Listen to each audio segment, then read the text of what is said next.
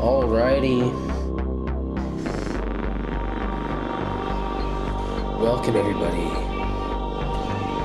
to Spooky Videos. Yeah. Alrighty everybody.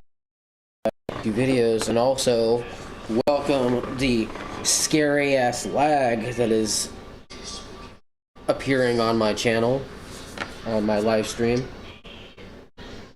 I'm gonna try something. Aha! There we go. Z-Man! What's up?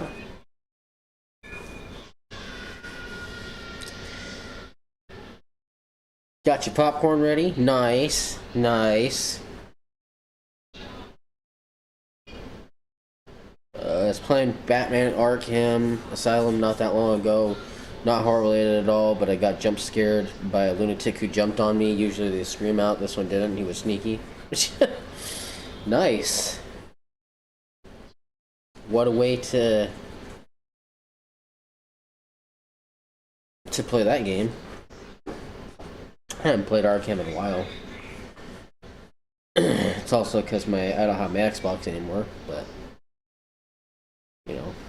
But I still have Game Pass, and I still got all my games. So usually when I go over my brother's house, I have all my games downloaded on his Xbox. So yeah. Also, I did forget to mention, I did recently just get Resident Evil Village. So yeah, I'm hoping to maybe do a stream, like a live stream, if I ever I'm able to get a console down here. I'm hoping to do a live stream and play that game, because I have a video capture card and everything. It's just a matter of getting a console down here to play it. Got my Angry Grandma fruit snacks ready for tonight's stream. Nice, nice. That's the way to do it.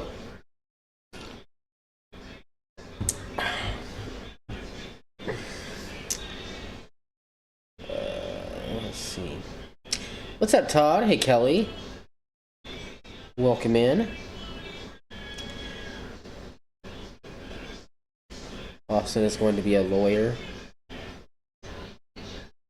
Maybe. I don't. You.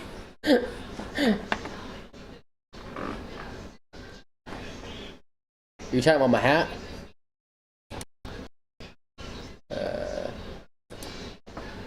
Alrighty. Oh no, that says lover. Well, loser. Anyway, that's my my it hat. It's my it beanie. My Pennywise beanie. But yeah.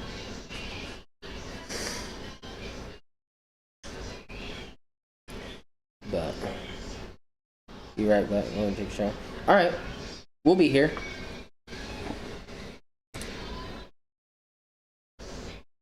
Alrighty, you guys. So tonight's stream, we're gonna be checking out some scary videos. We're gonna be doing everything. We got everything from Nuke's Top 5, Mr. Nightmare, spooks. We might do some short horror film reactions.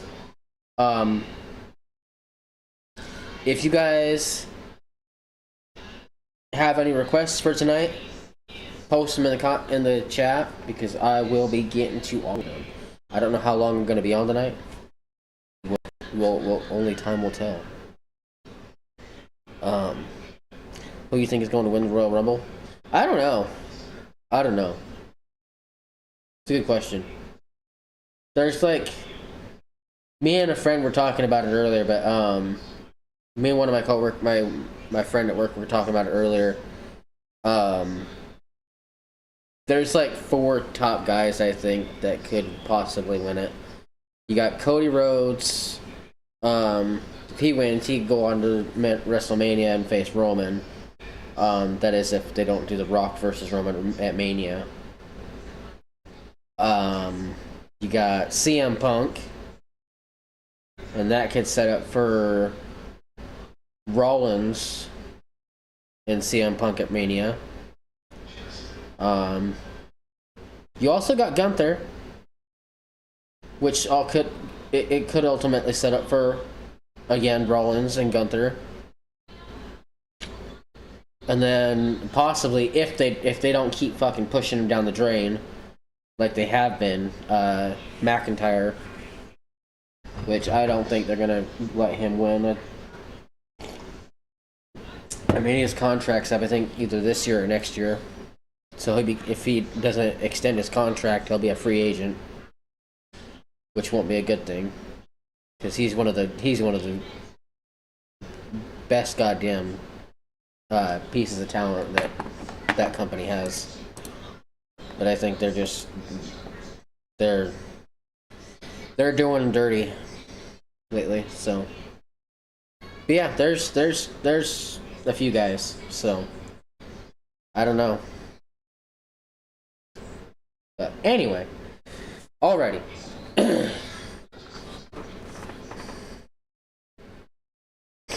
So honestly, remember Drew McIntyre a couple years ago when he lost to The Miz of all people? Yeah. Yeah, no, they like I said, they're doing Drew dirty. So, but all right, let's get into these reactions. We're gonna start with Nuke's Top 5, because I have not watched Nuke's Top 5 in a hot minute. Nuke's Top 5 is like one of my top paranormal channel. I have not watched his videos in a long damn time. So let's see what kind of videos we got. Ooh. Oh, he's got some new ones already. Let's do this one from 2 months ago. It's we're not gonna do the hour videos because I don't want to take too long with doing the hour videos. I want to get as many scary, spooky videos and paranormal videos as possible. And as much as I like watching that, like having the marathon or having like a movie type thing, I just rather not with the paranormal. This one's from 2 months ago. It's called Top 10 Scary Ghost Videos.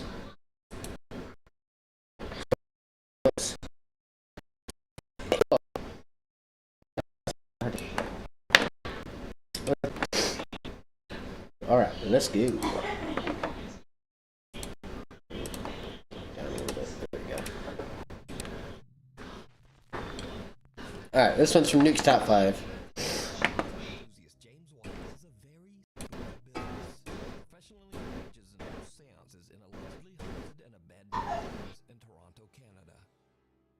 Oh shit.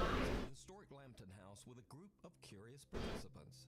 The Lambton House in 1860. Let me turn this up. Haunted. Make sure now, James White and his group are about to witness something Make sure the volume's terrifying. Oh shit. Alright, what do you got? Yeah, Buckbeak, I just turned it up because what the hell? Is it a person? If so, give me a sign. Are they in this room? Is it a male? Whoa! Dude, that was a full-on person! Why did you shirt the back? I did not move it. Oh, something just pulled. Yeah. Keep your hands together. Keep your hands together. Oh wait, was that what the hell? Was that a full-on apparition, or was that fucking? Yeah, like was that just somebody falling backwards? Yes. While in the middle of a seance, one participant is forcefully yanked backwards out of his chair by an unseen force. Is it a... Oh, damn! male? Holy shit! The door behind me was open, and I had my partner sitting beside me, and we had the door, like the door was open behind us, and we thought we heard something back there, but nothing was there. So we turned, and I looked, and I saw nothing. So I turned my head back towards the group, like the circle, and we're all holding hands. And then all of a sudden, I just felt like this force just come and pull me back. Oh, Jesus! Aggressive. Like aggressive. Good God, it wasn't man. Like calm. It was aggressive. Like it was trying to kill me or something. I don't even know. My feet were like flat on the ground. I wasn't moving.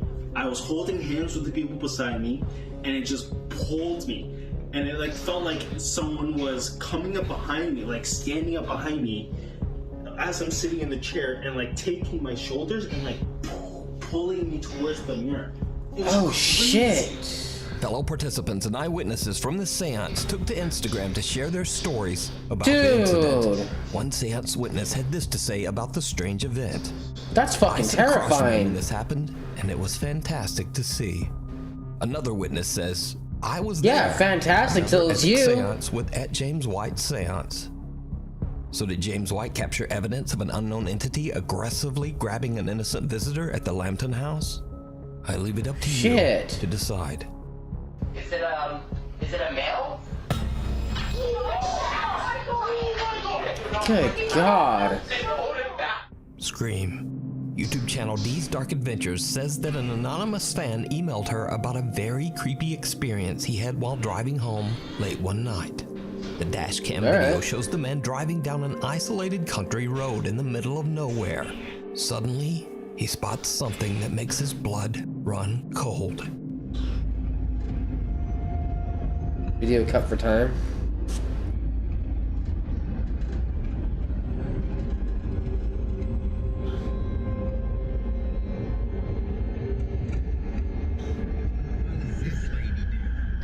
The hell? Excuse me, you need help? What the? The driver suddenly spots a woman walking all by herself in the middle of the night. As he gets closer, he is horrified when he sees that the woman is covered in blood. Worried for her safety, he rolls down his window and asks her if she needs help. Excuse me, you need help? After which, he lets out a blood-curdling scream. What the? Good God. At this point, the man notices that the woman appears to have no eyes, only black sockets. Terrified by her reaction and appearance, the driver quickly just gets out of there. Oh, hell no. He says that he called the police, but they never found No. this mysterious woman. So just what do you think is going on here? And what Leave would her in you the dust, do she'll be all right. in the same situation? What the? God damn, bro. The Woman in White. Duke's Top 5 viewer and paranormal investigator Mark Reyes emailed me about a video that he captured with his family while on a ghost hunt at the Evangelical Spiritual Church in Cicero, Illinois. The church was once used as a funeral home and is said to be extremely haunted.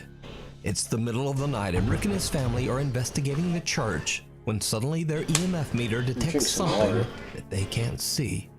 What happens next is truly chilling. Are you afraid?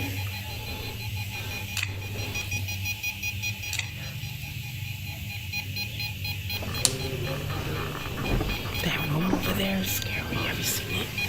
This one. Come here.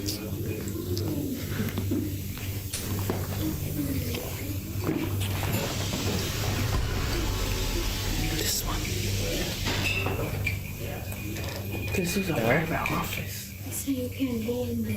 No, I'm saying that it's open because we could. So you can't go there. So you can't go in there. I don't see anything. Wait, was that a footprint?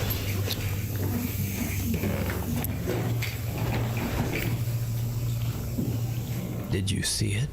A woman who seems to be wearing a white gown can be seen standing behind the family on the far So it side wasn't of the going church. crazy. Ricky says that his daughter felt a presence as she looked back, but that none of them actually saw the mysterious woman at the time. It wasn't until they returned home that they discovered Bro. what they had captured.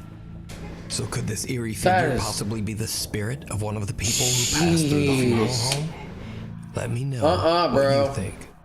We need scary I'm good. videos. So if you see something that you think would be perfect for the top Hold 5, on. send I'm it gonna to say us this at about Top 5. videos. His videos as of late, like, just and just since my last reaction, which was months ago, on the channel, my last reaction video for my spooky video series, which I'll be continuing that very soon. His videos like have legitimately gotten more and more terrifying. Like before, it was just like paranormal, you know, like mysterious, and you know, trying to figure out like what it was, if it's fake, if it's real. But like literally, his videos have gotten more and more terrifying, and I love it. I love it. I'm commenting on his content lately. Like, Paranormal This guy- investigator Ian from the YouTube fucking channel Midwest Ghost Hunter is back with another horrifying. investigation. This time at the mysterious Native American burial mounds at the Crow Wing River in Minnesota.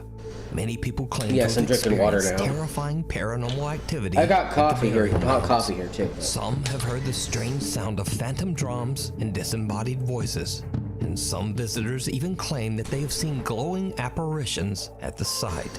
Curious about the shit. claims, Ian decides to do an overnight investigation in the hopes of capturing paranormal evidence. Things quickly take a very creepy turn as Ian searches for one of the burial mounds. Let me turn this light on, you guys. There we Yeah, go. walking through these woods. I feel like That way you guys can see me a little pop better. out at me right now. Like from anywhere. Bears, Bigfoot, ghosts, anything. Bigfoot. Oh shit, that was right behind him. I don't know if I'm going crazy. I thought I heard something behind me. Constantly drinking water, that's terrifying. Hello? Gotta stay over hydrated there? sometime. I don't know. Maybe I'm just paranoid. I thought I heard It's something. Jake. But I'm not sure. What did you say? Nothing. I thought you said No. Okay. I didn't say your name. Joke's on you. My name is Mom. Maybe I'm not going crazy. I don't know if I should try this, but I'm gonna try walking backwards because I want to see what's coming up behind me. It's saying your grandma looking for Bigfoot. She's looking for his I ass. don't even like walking backwards because I don't know what's ahead of me.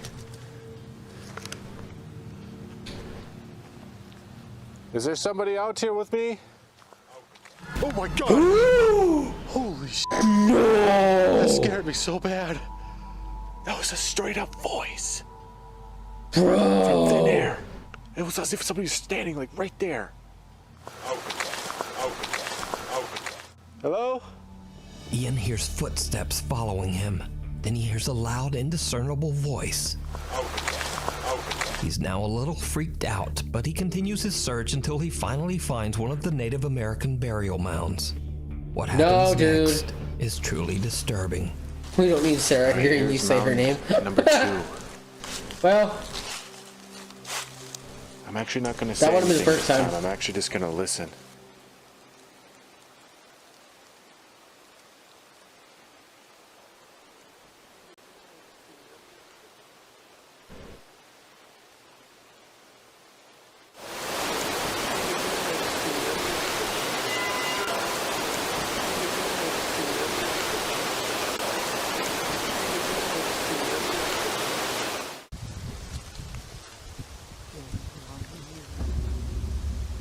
Oh my god, I'm hearing all kinds of things over here.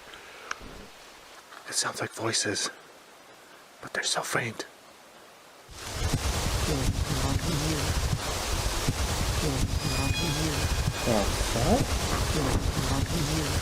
A female voice can be heard speaking, almost as if someone at the burial mound is having a long, involved conversation.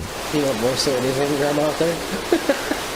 But it's something Right? else that She's really looking for him. She's spooks looking for Ian as he Bigfoot. explores the Crowing River's edge. She got her tree knockers and her Bigfoot treats, and terrifying. Even though there's not much going on right now, it's a lot of fun just being out here.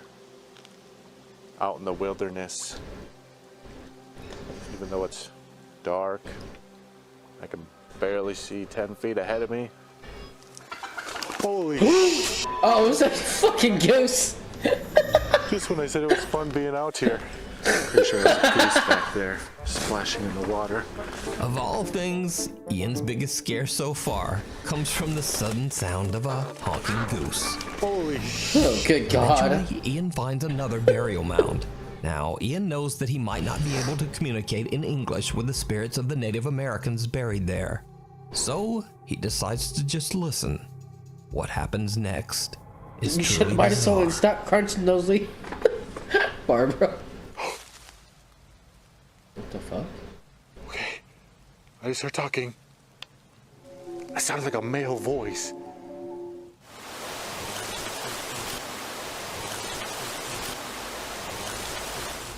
Could you speak again? Dude, there's somebody right there! Dude, that was a face! I just seen a face! That was a glowing face!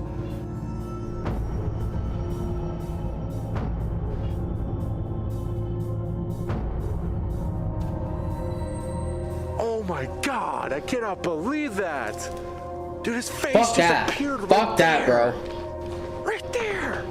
Oh my God! Give me that was more one than of the one reason craziest not to things go I've out in the ever woods at seen. night. It's one thing to see a light, a mist, even a shadow, but a face? A face! Oh, It looked hell like a no. man, too. It looked like a Native American man. Ian hears another low voice speaking from somewhere nearby. A pale face then quickly appears and disappears from right out of the darkness. Ian is shocked by what he has captured and deems his paranormal investigation a huge success. So did Ian capture the voices and face of lingering Native American spirits buried at the Crow Wing River? Let me know what you think. You can watch this entire investigation and many more spooky adventures over on the YouTube It was Jake, channel, I tell you. Midwest Yeah. Ghost Hunter, the San Haven Jake ain't- Sanatorium. Jake's good, but he ain't that good. Hero Ricky and his sister Vicky set out to explore the old abandoned San Haven Sanatorium near Dunseith, North Dakota. The sanatorium was built in 1912 as a treatment center for patients suffering from tuberculosis. Many of these patients did not survive. They passed away inside the walls of the San Haven Sanatorium. In the 1960s, the hospital became a treatment center for the mentally impaired. However, it was eventually closed in 1987 after many reports of patient mistreatment and neglect. The San Haven Sanatorium is now known as a paranormal That's hotspot, unfortunate. and to this day, those with an interest in the supernatural travel to the hospital to explore, hoping to experience paranormal activity. That's a goddamn So, shame those people are Ricky treated and that his way. sister are carefully exploring the creepy old decaying building. They experience something downright creepy. No, I bet it was a morgue. Oh, come on, let me have that. Couldn't tell you.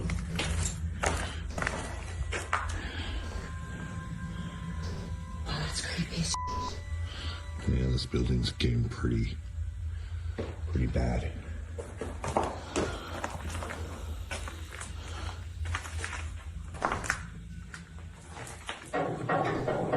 Is that you?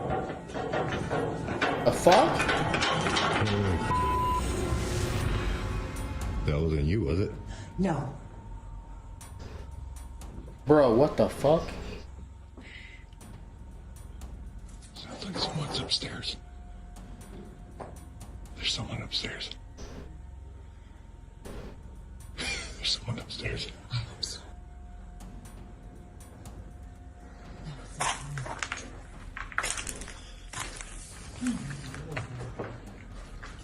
Hello?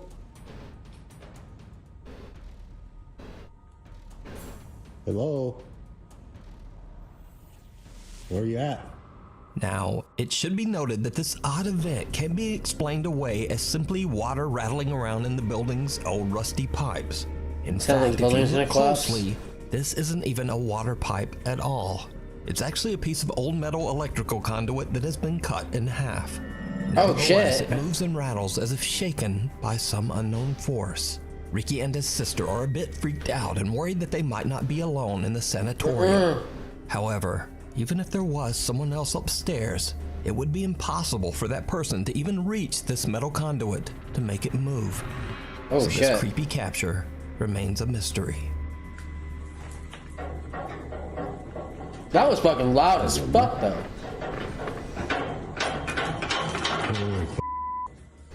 The thing down the hall. A group of friends from Madrid, Spain are hanging out when they suddenly hear strange sounds coming from the bathroom down the hall. ¿Están escuchando? Soy yo. Se están escuchando mazo de ruidos, tú. Eso viene del baño. No vayas, estás loco, Mano. ¿Qué es lo que quiere que vayas? Mano. Poco. Not one of these guys wants to go down there. No. Ocho, para. Hermano, ¿qué haces? ¿Estás loco? Se está escuchando desde el baño. Escúchame.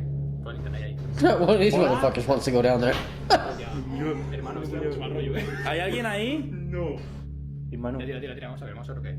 Hermano, no. Espérate, un momento. Tira. Asoma la cámara. The fuck? Espérate lo que hay, ahí no hay nada.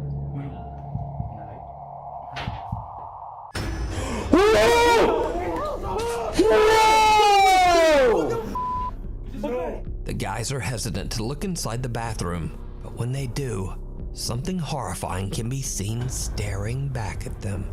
User Ain Holval shares the video to TikTok. Oh, hell no! What the hell was in my bathroom? Now, it's certainly very creepy, but is it real? Fuck that, dude. Or is it all just an elaborate TikTok hoax? I don't care what it is. Oh, hell no.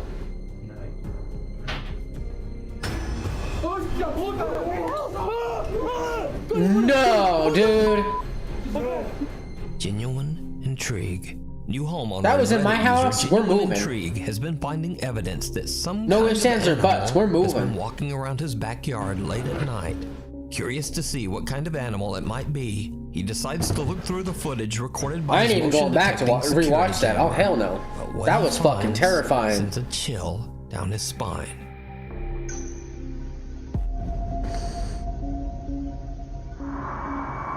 Oh, shit.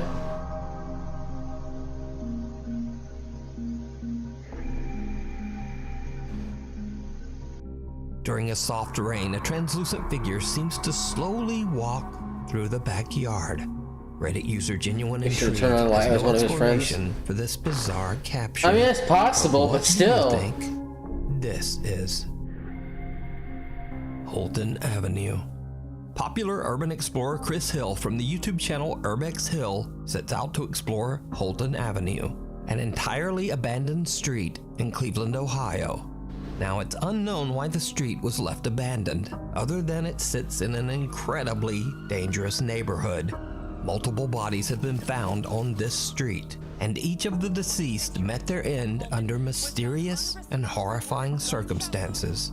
Dude. So, dragging around his balls of steel, Come on. Chris Hill makes it his mission to record and document the abandoned buildings What on is Holton Rocket doing in their Avenue before backyard? they are demolished. In the middle of the night, Chris begins his exploration at the abandoned First Hungarian Baptist Church. He soon realizes that he might have made a huge This is supposed to be mistake. guarded. They doing something.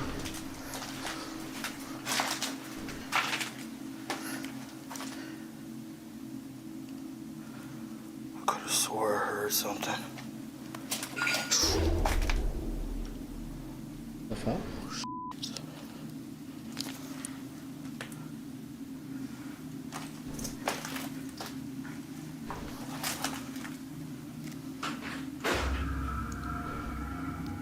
Dude, someone's moving in there. I think that's an animal. The hell?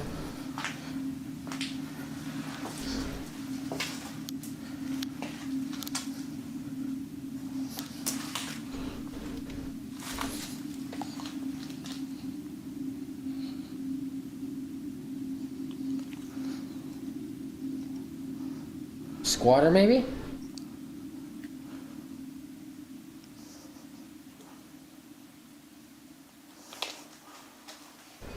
Upstairs camera.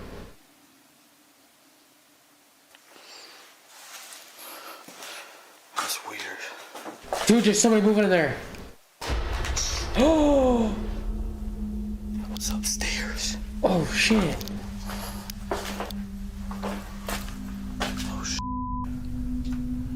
As Chris is exploring the basement, he hears strange noises, but can't identify the source. Then a door Guardians of the above Galaxy him on the ground is floor so just great. It's the best one slams of the shut. 3. I'd highly recommend. Chris quickly makes his One way about the little upstairs to budget. investigate. Oh yeah, no, me and What Sarah happens watched it. next is downright creepy. It was good.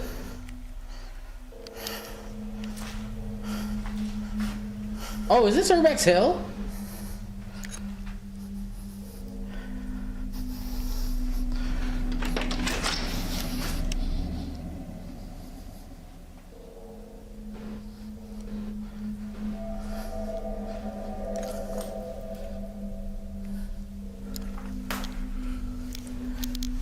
Someone has been living there.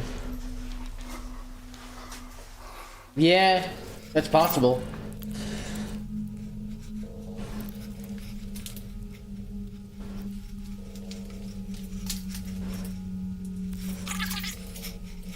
It's very possible somebody's in there.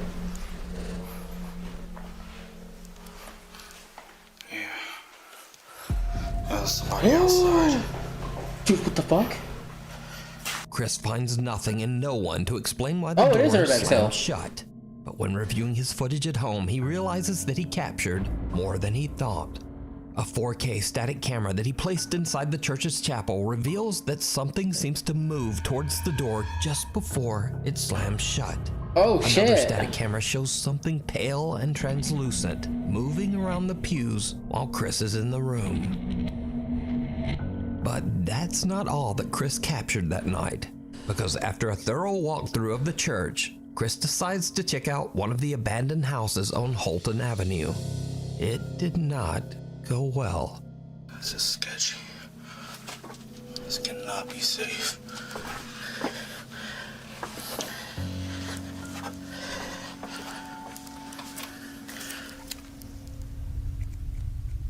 Oh, bro, please be careful. What the hell? Hope I don't find a body down here. What the? Actually, it looks like it's just underneath the house. It's not really a basement. Still creepy.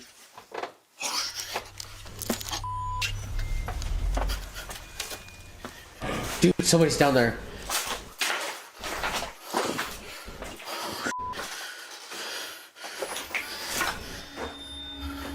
What the hell?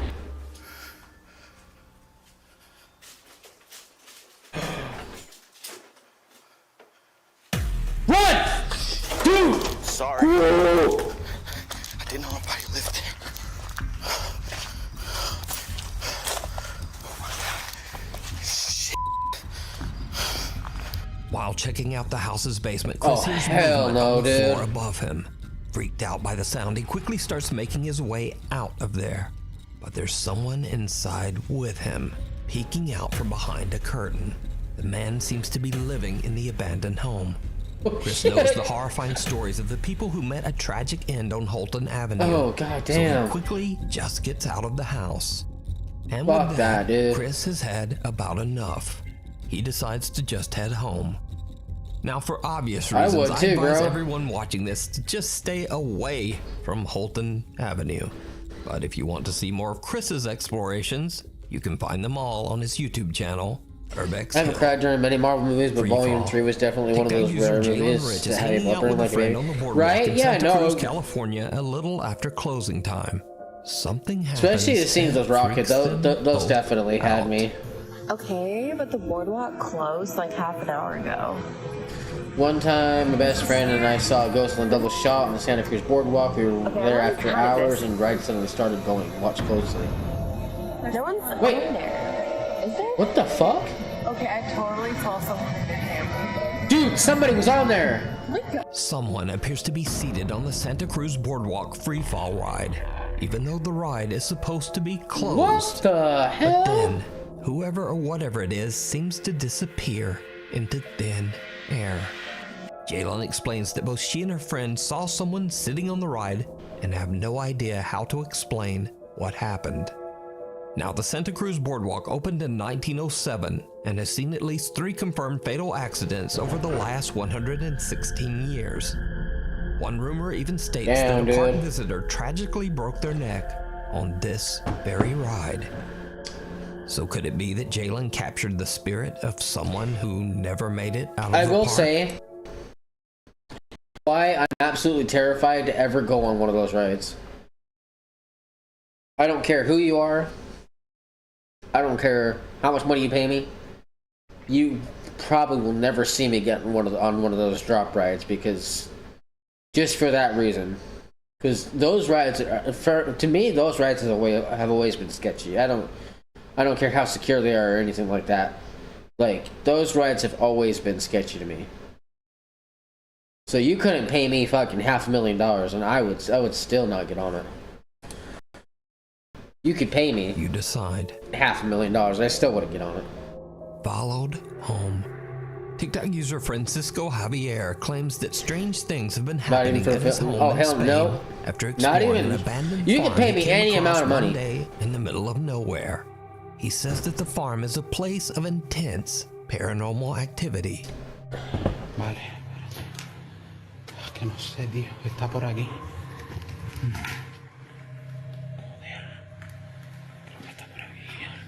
Hola.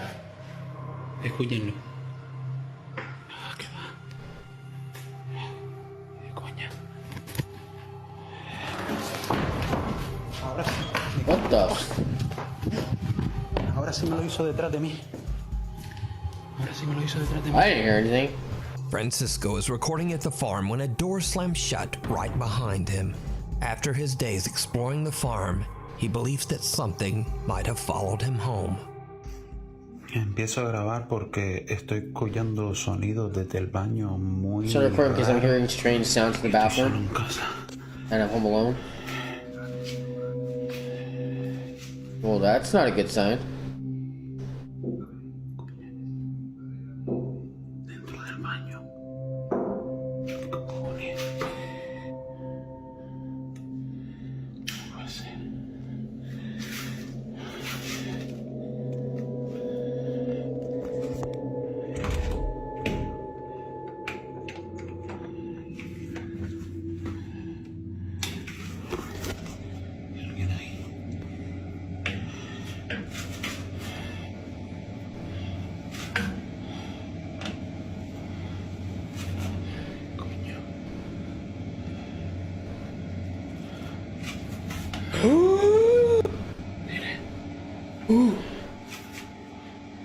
¿Qué coño?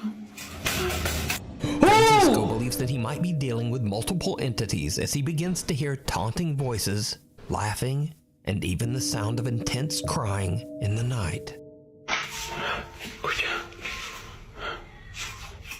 Soy un niño.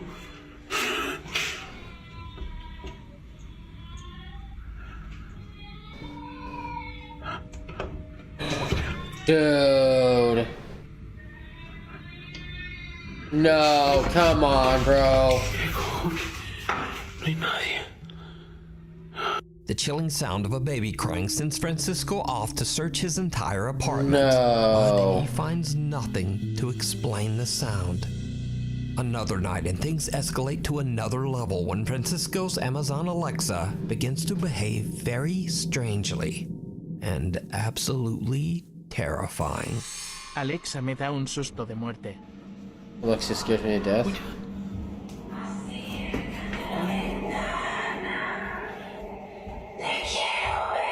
Se acaba de conectar. ¡Qué susto! Francisco says that his Alexa is disconnected, yet it calls out in Spanish, "Go to the window. I want to see you."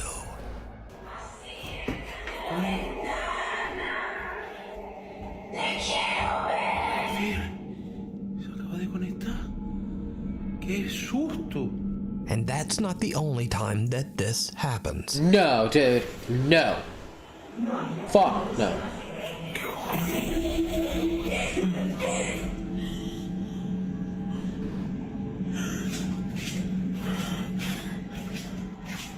Coño.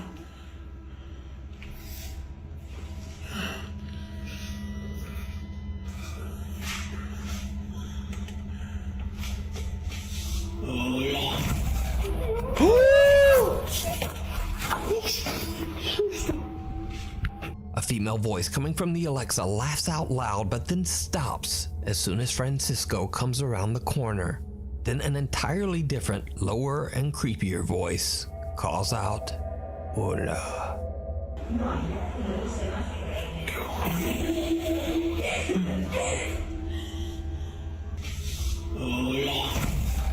Nope. Francisco has had enough, but he has no idea how to stop the terrifying activity. He tries to continue living his life as if nothing has happened. But then one night when he's hanging out just watching TV, this happens. Nah, dude. Oye, Nah. acabo de Nah. empezar a escuchar a tocar desde esa puerta. ¿Están tocando desde ahí? ¿O es cosa mía? Míralo, míralo. ¿Hola?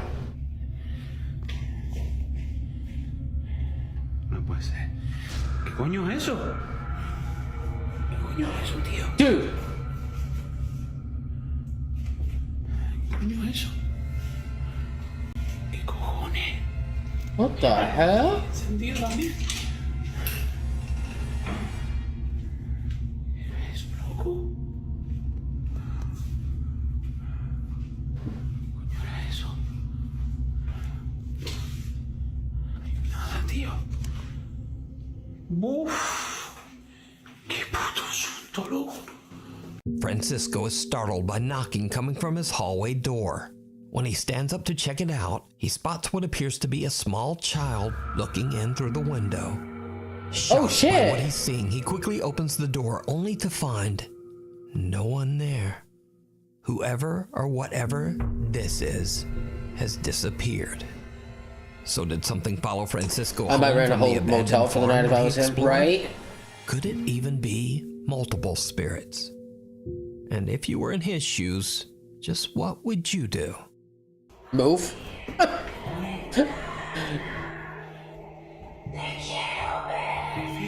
That's all there is to it. Move. Thanks for watching. If you haven't already, please subscribe and turn on notifications. That's so a child that you crying, never miss mama. a video. You can also follow me on the socials and say, hey there, what's up, buddy? What's up, Anyway, buddy? hopefully I will see you again next week. Damn. Dude. That was fucking wow.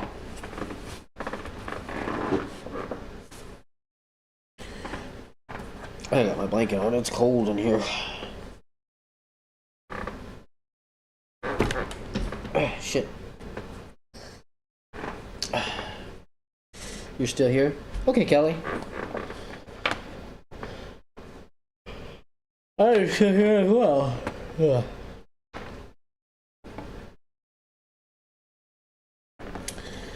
Alrighty, let's see.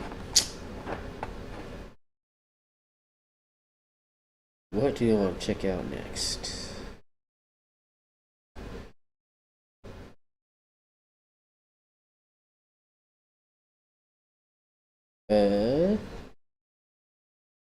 First time you were watching one of these scary videos, I heard Elena after and didn't know you had a daughter.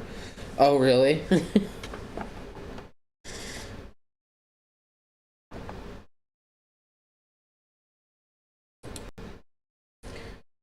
Let's see. Let's just try. Oh, I know. Let's check the entertainment. This is the channel. This is a reaction that I've been wanting to feature on the channel.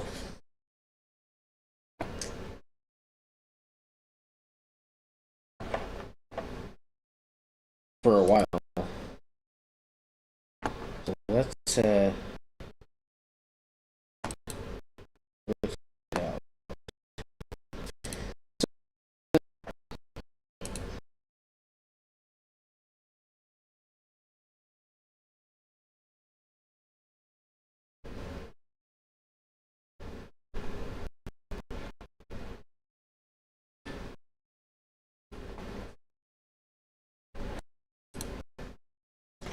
this one's 10 minutes and 33 seconds long.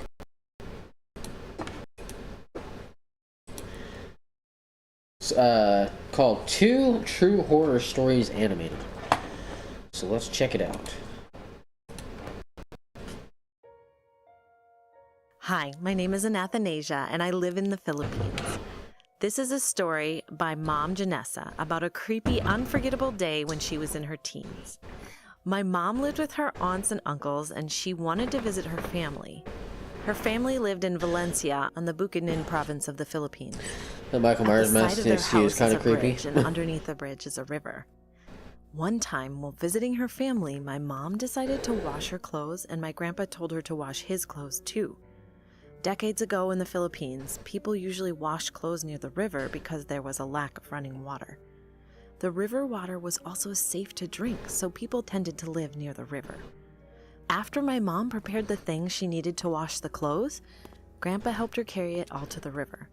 The river was peaceful and very cold, and the weather was sunny, so it was a good day to wash some clothes since they'd easily dry under the sun.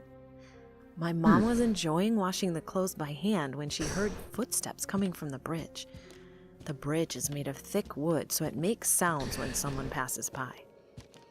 My mom was facing the bridge, and she immediately looked up so she could greet the person because it could have been her neighbor, but nobody was there. She looked all along the bridge, but there was no one in sight. She continued her work, and she heard another set of footsteps again. She glanced back at the bridge, and still no one was there. She felt a little worried, but my mom is brave, so she let it pass. After she washed all the clothes and hung them up, she heard yet another set of footsteps. She turned her head to the bridge and was shocked because she could hear the footsteps of a person running. But even though the bridge was shaking a bit, no one was there. She was becoming distraught at that moment, but she closed her eyes and took a deep breath. When she opened her eyes, she saw a shadow of a tall man. Oh shit. All was black. There was nothing else to see. She panicked and ran back to the house. My grandpa was shocked and asked her, "What's wrong?" She just said, "There was a dog chasing me." My mom went to her room after. 2 days later, my mom was busy getting ready for the day. She was brushing her hair in front of the mirror when, out of nowhere, a shadow passed by the reflection. Oh shit! She was startled and It looked back followed her. and checked the whole room, but no one was with her. She began to brush her hair again, and when she glanced at the mirror, she was terrified when she saw the shadow man right behind her.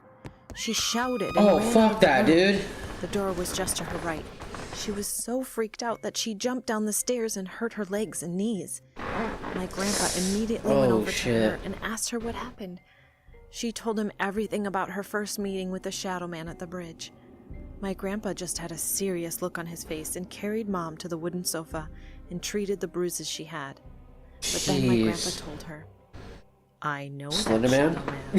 My mom was confused and asked him, "Who is he, Dad?" Grandpa gulped and said, "He was our neighbor, Gilbert's son, Andrew. He died 3 years ago. It was raining very hard, so he was running as fast as he could to get home.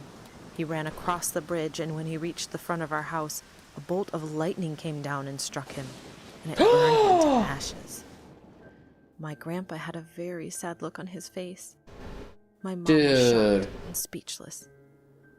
The people who saw him die were startled and shouted.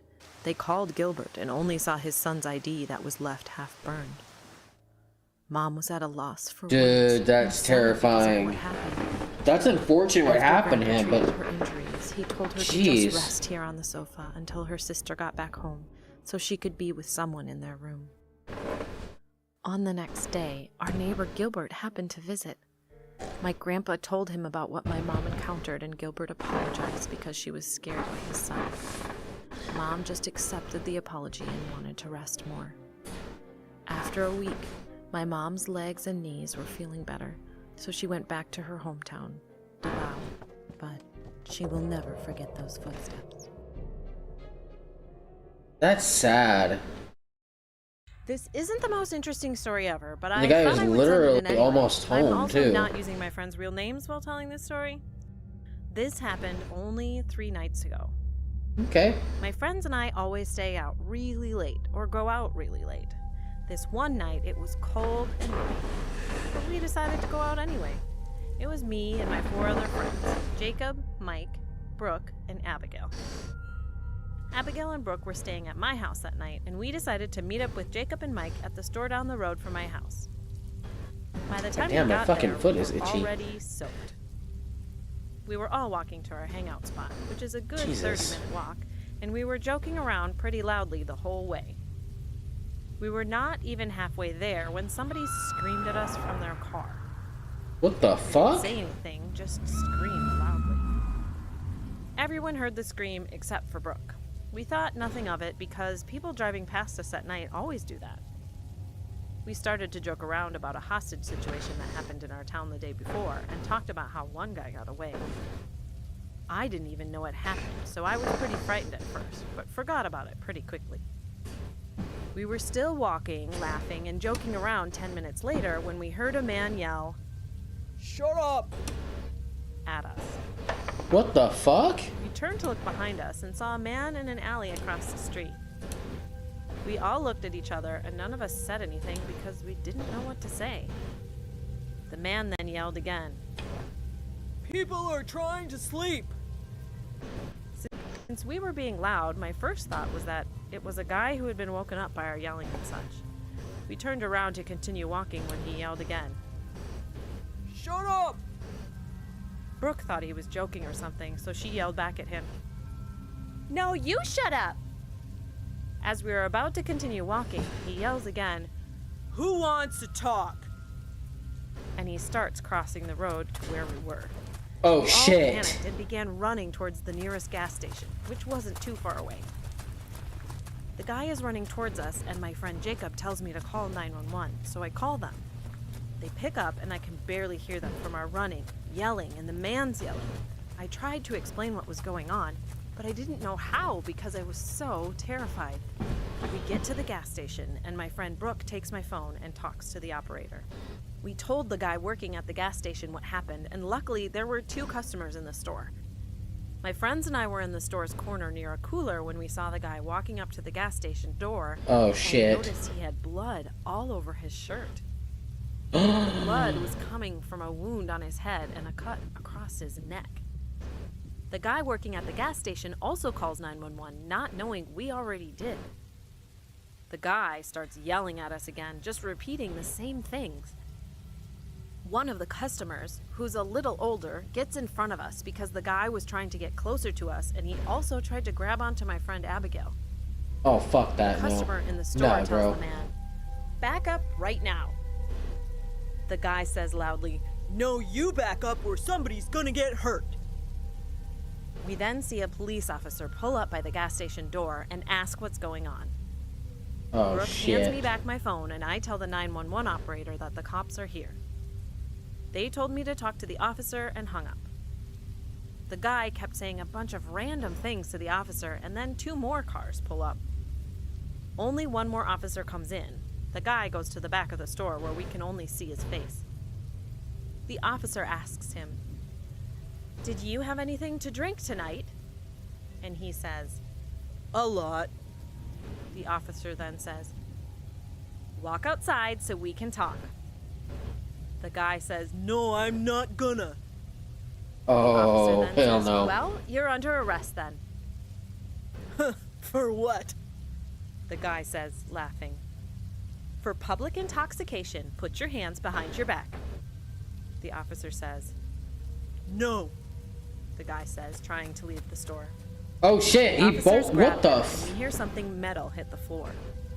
The officers arrest him, and the girl cop says, "Good thing I was in the lot." She then leaves, and the guy working at the gas station tells us to wait to tell the police what happened. The police come back in, and they ask what happened. We tell the police what happened, and he says, "Okay, it's the guy we were looking for anyway." Our faces drop, and we look at each other. The officer tells us we can leave now, so we go sit by a building for a while and talk about what just happened.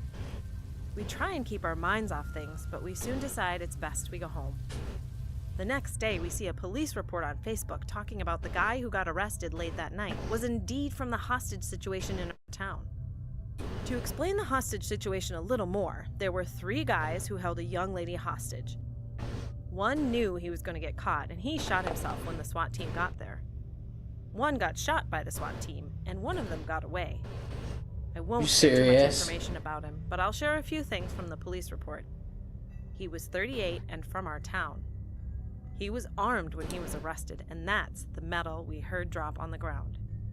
He attended court the next day and was charged with careless use of a firearm, unauthorized possession of a firearm, reckless discharge of a firearm, possession of a firearm while prohibited, assault, and uttering threats. I'm glad those customers were present, as well as the police officer. My friends and I could be dead right now if he had pulled out his gun. Wow.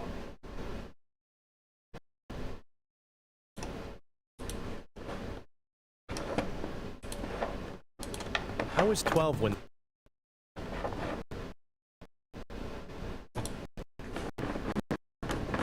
Another? Oh, rip! This is a true fact in my eyes. A real person is more terrifying than any paranormal.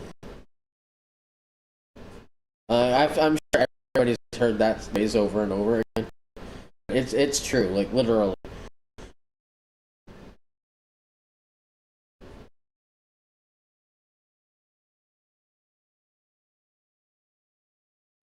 You don't know what a person can do in a situation like that.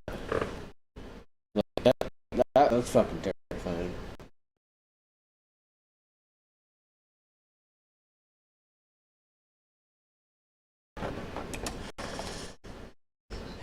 Let's see.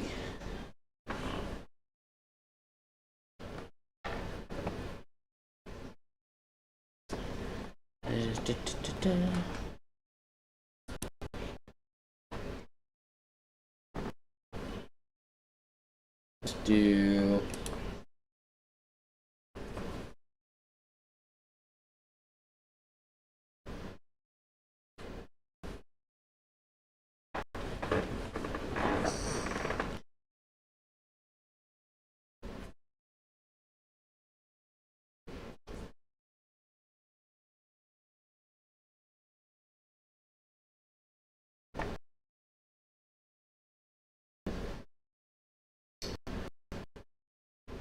I don't know, what kind of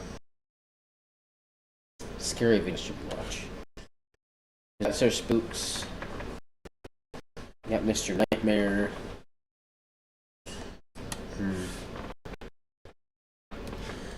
Let's see what Mr. Nightmare's got going on.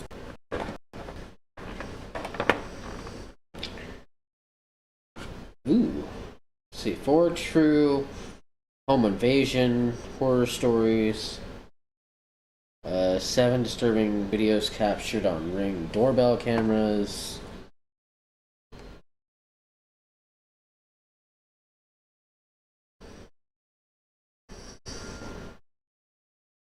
Five disturbing true stories with photos included.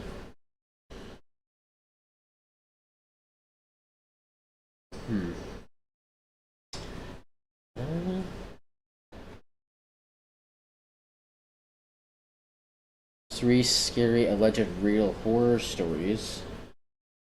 3 disturbing true unknown creature stories. Let's check out this one. This one's called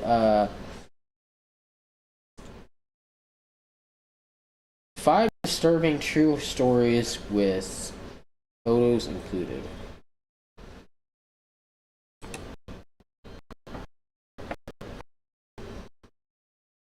So let's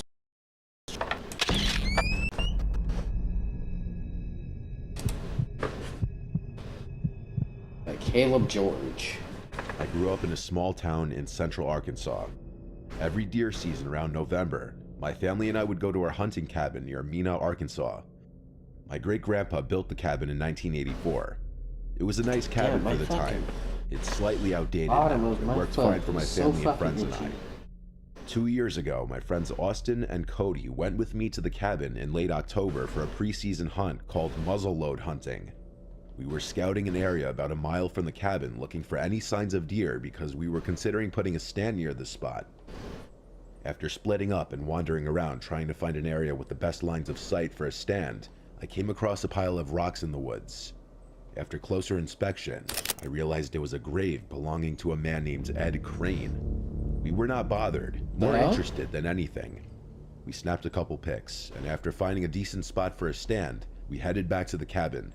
Cody tried doing some research to find anything out about Ed Crane, but he didn't come up with a whole lot.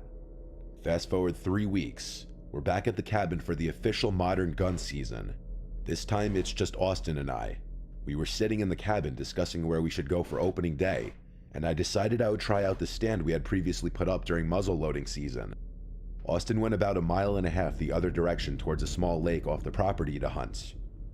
I left the cabin around 4:45 a.m. because I had about 1.5 miles walk and wanted plenty of time to walk slow and get to the stand before daylight. This isn't a national forest and you cannot drive any vehicles into the hunting trails. We split up at the end of the road, me going left towards the stand and Austin going the opposite direction. It was a normal walk for the most part. I've been in these woods since I was 9 years old, and a mile walk was nothing out of the ordinary. I finished my walk and approached the stand, trying to be quiet as to not scare any deer that are bedding in the area. As the sun slowly started to rise, I couldn't help but keep looking over to my right to see the grave we had previously found. It was around 30 yards from where I was sitting, and it was thinly buried in surrounding brush. There was just enough light to make out the mound of rocks through the leaves. I saw something move out of the left side corner of my vision. This was not frightening at all. I'm completely used to seeing movement early in the morning while hunting. If anything, this was exciting. I turned fully to the left, but I could not locate what I was looking at. There was no movement.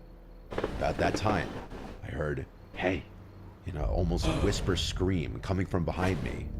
This made me physically jump so hard that I shook the stand. I flung my head around backwards, but there was nothing there that I could make out. Nah, bro. My headlamp and panning my surrounding area for at least 5 to 6 minutes, I took out my hand radio. While shaking, I radioed to Austin asking if he was near me. I got no response. I continued calling in on the radio while looking back and forth for the next 20 minutes. Daylight was approaching, and after chalking it up to being in my head, I finally started to calm down. The sun rose up over the trees, burning off the thin layer of fog that was covering the woods. This is around 7 a.m. now. I had almost forgotten about the incident when I heard it again. This time, "Hey Caleb." It was the same whisper type scream as before. This time it was enough. I grabbed my bag and gun so fast.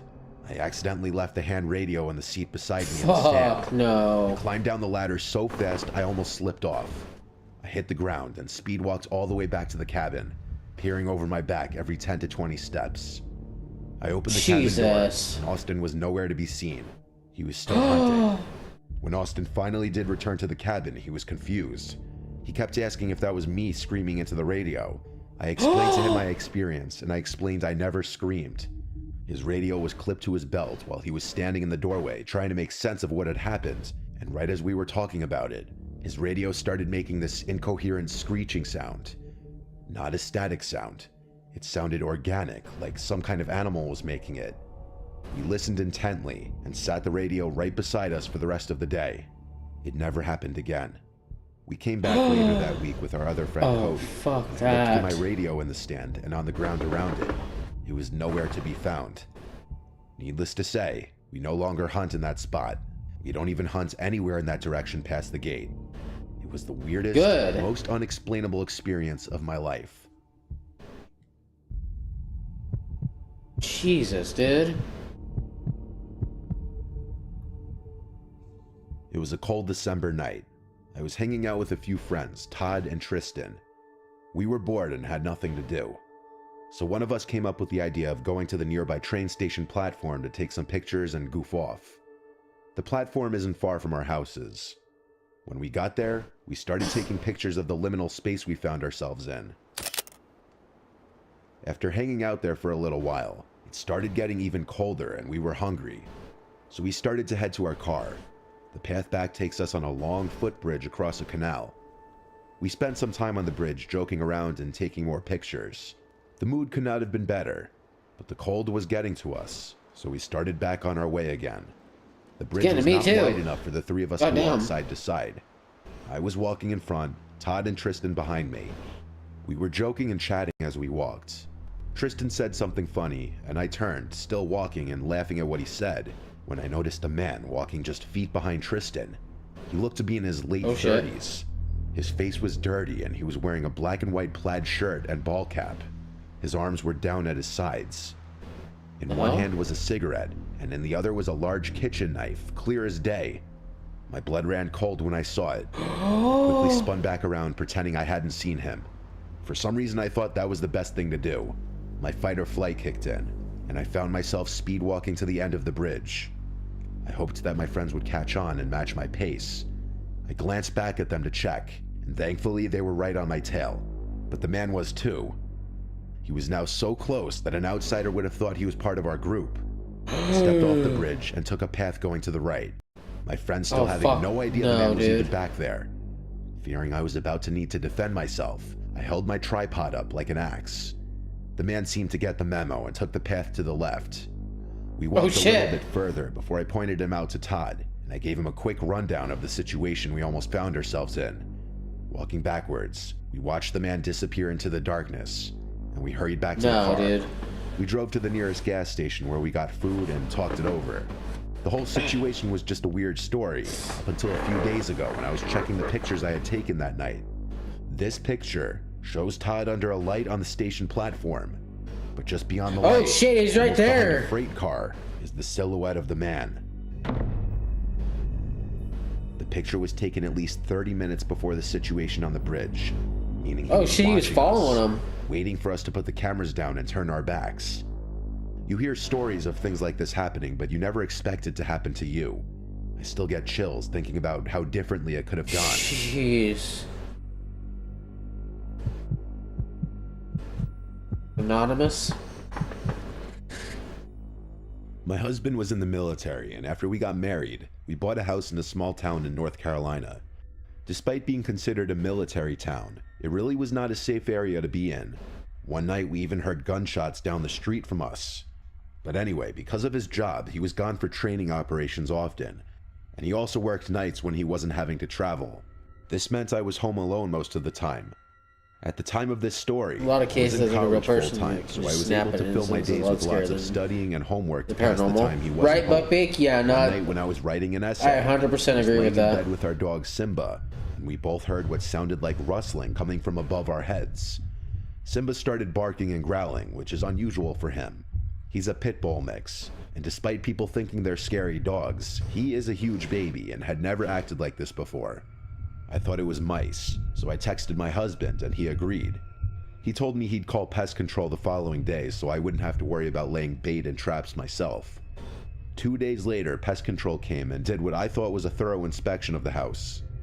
There was some evidence of mice and roaches in the attic, so he laid some baits and also sealed some entry points in our home. However, over the next week, the rustling kept getting worse and worse, and was always at nighttime. And every time I would hear it, Simba would freak out, and at one point his hair was literally standing up on his back. This started to really freak me out, so when I called my husband after this happened, he assured me that it was the mice and they were just freaking Simba out. Later that night, just as I was about to fall asleep, I thought I heard footsteps from above. I don't think it's But since my dog mice. didn't hear it, I thought I was just psyching myself out. Being home alone so often, I did have some anxiety, especially at nighttime, because I didn't feel safe without my husband home. The next day I slept in pretty late and had woken up with a fever, so I wasn't feeling great. I got up to let Simba outside. The layout of the house was Unless odd. they're giant mutated I had to go mice, into the garage right? to open the backyard door, and the entrance to the attic was right above it. As I was walking to the door, I felt like I was going to vomit. Not because I was sick, but because the door had a huge dirty handprint on it and a bunch of smudges from the inside. Someone had been in there. I assumed someone had broken in through the garage in the middle of the night, so I took a picture of the door and called the police. Shit. I texted my husband to tell him what was going on while I waited for the police, but unfortunately he couldn't respond until later due to work. The police came in just a few minutes since their station was right down the street.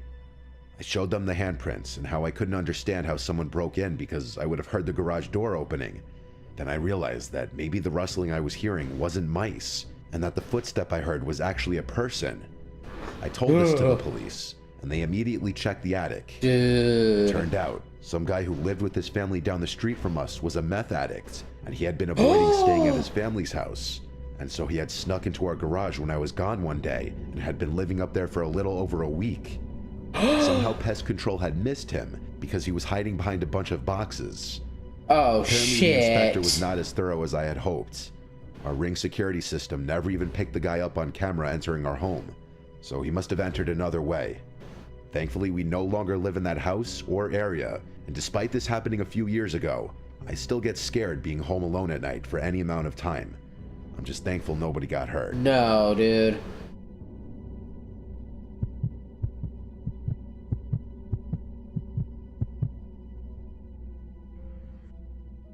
The year was 2006.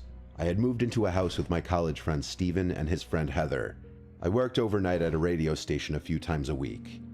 To keep my body regulated, I kept the same schedule on my nights off, which means I was up all night with way too much time on my hands. Something I liked to do super late or past midnight was to stroll through a graveyard near my house. I usually brought a camera and a tape recorder to see if I could catch anything strange. I did this a few times and did capture a few photos that showed activity, including a strange mass of color near a bench. One night driving back home, I listened to the playback of the cassette tape in my car of what I had just recorded. On the tape, I had asked if there was anyone here with us, even though I was the only one there. A weird, exhausted voice replied with a simple no, as if to say we were the only ones there. When I heard this, The hell? I had just about driven off the road. I had chills and became terrified.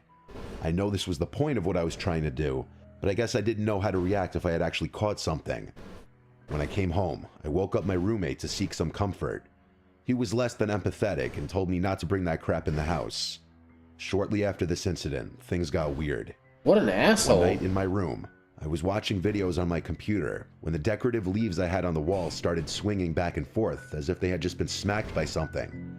Oh, Another shit. night, I had come home after purchasing some things at the store. I was in my room, and I had left a plastic bag from the store on the floor. As I was lying in bed, the bag started making a crackling sound like crumpling a bag with your hands. I looked at the bag. It was just sitting there. It kept making the sound, and soon enough started moving and hopping across the floor all by itself. I jumped up, stood on my bed, and called my roommate on the phone who was upstairs. I told them to come downstairs to my room ASAP. As soon as I got off the phone, the bag immediately stopped moving and making noises. Nope. My roommate thought I was crazy when I told him what happened. He took the bag outside and checked for what he thought might have been a mouse or something in the bag, but no such thing was found. I also had one of my worst recurring nightmares in that room. I've had a recurring nightmare since I was a kid, where I feel like my eyes are being forced shut into sleep. It happens after I wake up or before I fall asleep. My teeth always start chattering, and I can barely make any audible speech to tell it to go away. I have never known what this was. The times this has happened to me, a few unpleasant things have come along with it. One time I felt hands grabbing at me. Another time I saw a horrifying face in the closet. One night in the room I began drifting off into sleep early, and in between being awake and being asleep, this thing started up again. It was very weak at first, and I taunted it, saying, "Is that the best you can do?" But it became powerful and hard to fight. It felt like 30 full seconds of not being able to get out of this powerful force. I couldn't move, and I felt like my body was being spun around, even though it wasn't. Finally, it stopped. I don't know if this is some sort of sleep paralysis, or if what was happening in the room had anything to do with it. Early one morning at 5 a.m., what sounded like huge footsteps walking through somewhere in our place shook the whole house. Everyone was asleep except for me. Of course, lying in bed. What the fuck? Couldn't have been Steven upstairs. He was never this loud. We lived near a military base, so maybe it was from that. But the way the loud booming stomps moved in succession was like some giant person walking through. All these things were confusing and mysterious, but it wasn't until one night when I snapped a picture of the three of us in the living room that my roommate and I knew that we had a presence in the house. We were having a party. What you're looking at is me taking a picture of us in the living room with our giant mirror on the wall. I was holding my camera as still as I could, yet there seems to be activity all around us. I have no idea what those weird strings of lights are to the right of the lamp. We have nothing that would give off any kind of light like that in the house. To the right of that, there seems to be a strange mass of light imitating a figure, but the weirdest of all is the rising mass of yellow light coming between Steven and I, which looks to have eyes, a face, and a sinister smile atop a body. Maybe that yellow is a reflection from our kitchen light, but there's a lot of it. I've also tried retaking the same picture, and those yellow lights don't come up anymore. I don't know if something from the cemetery had followed me home or if there was already a presence before we moved in, but what I told you was the worst of it. And about 10 months later, we moved out of that house, not telling any future tenant or renter about it.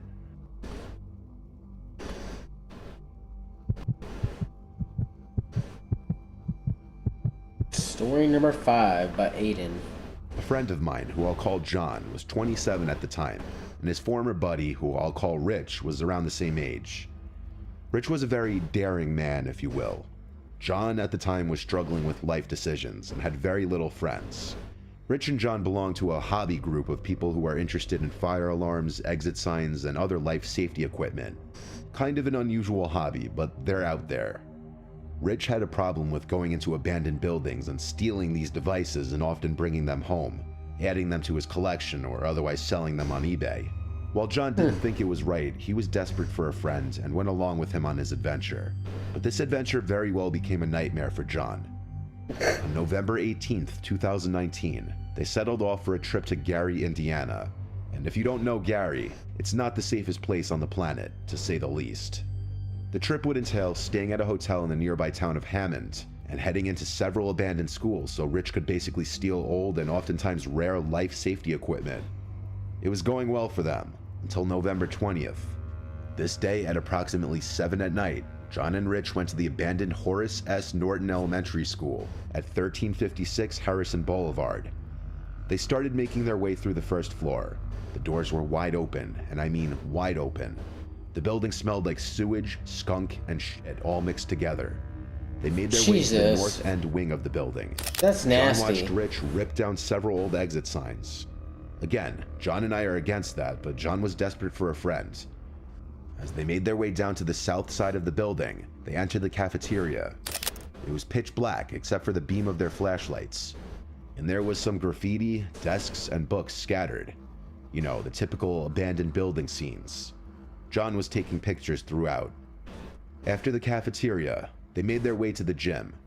Little did John know his life was about to change forever. John noticed a trail of blood with his flashlight, and out of curiosity decided to follow it. And what it led to was quite disturbing. I wouldn't. A 27-year-old female laid there dead in a pool of blood. It was gruesome as hell. Her arms were up, with her hands in the shape of a dinosaur, as John put it. Just the way John described the scene to me made me lose sleep for a couple nights. John screamed and ran into Rich, and Rich whispered, "Shh, they may hear us." John was shaken up and showed Rich the body, to which he said, "Just don't say anything to anybody and we'll pretend this never happened." They left immediately, but obviously shaking. As soon as they got back to the hotel, John called the police. Sure enough, the woman had been missing for 2 days prior. It didn't take long for the police to track down a text conversation between the woman, who was now identified as 27-year-old Adriana Saucedo, and her murderer.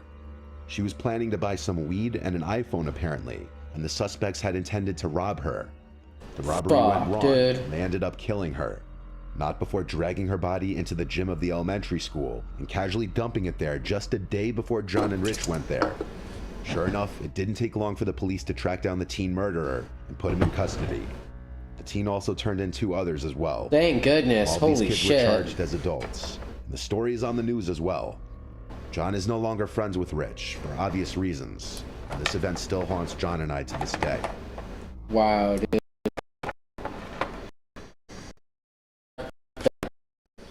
No.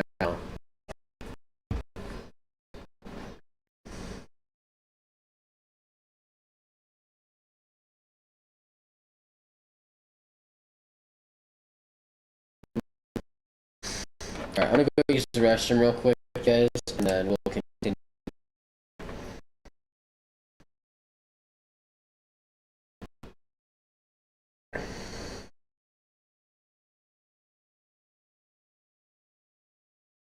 Like I said, if you guys have any requests for like scary videos for me to put back, react to during the stream, please post them in the chat.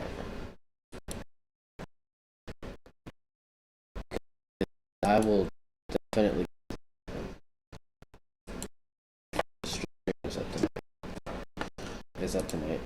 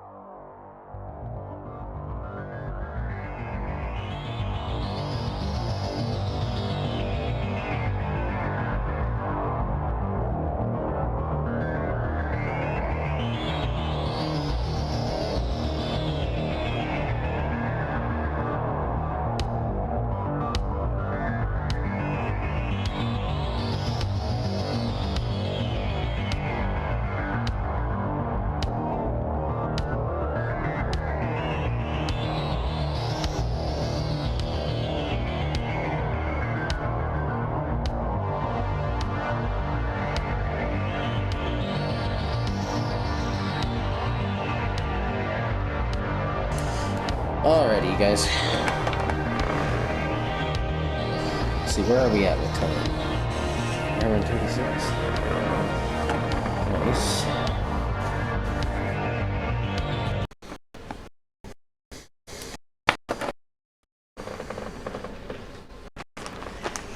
Sorry, guys. I have been fucking itchy since my last live stream.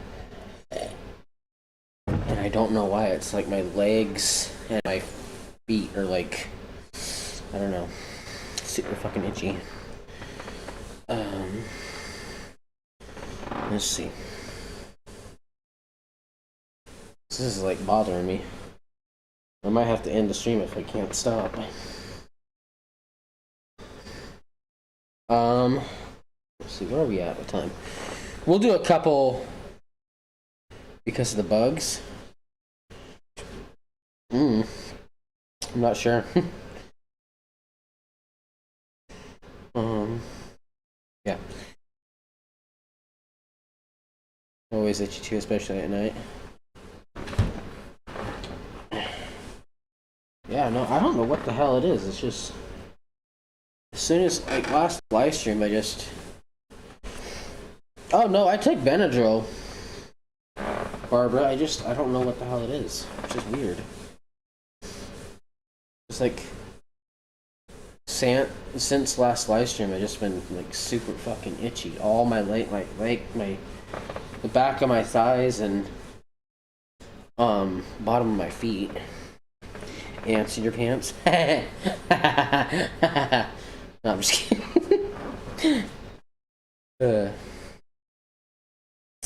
Alrighty. Let's see. Where are we at with time? We've been live for an hour and 38. We watch a couple more videos. We'll do one more Mr. Nightmare and then maybe some more nukes. And then maybe we'll call it for that. Let's see, Halloween. Let's do it. Let's do it.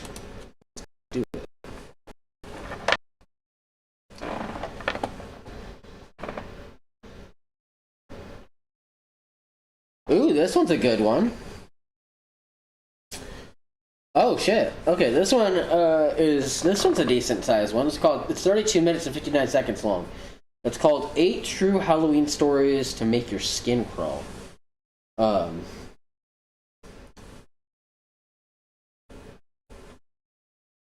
Featuring Mr. Creepypasta. Check it. Check this one out. Check it out. It's 8 True Halloween Horror Stories to Make Your Skin Crawl. 32 minutes and 58 seconds long.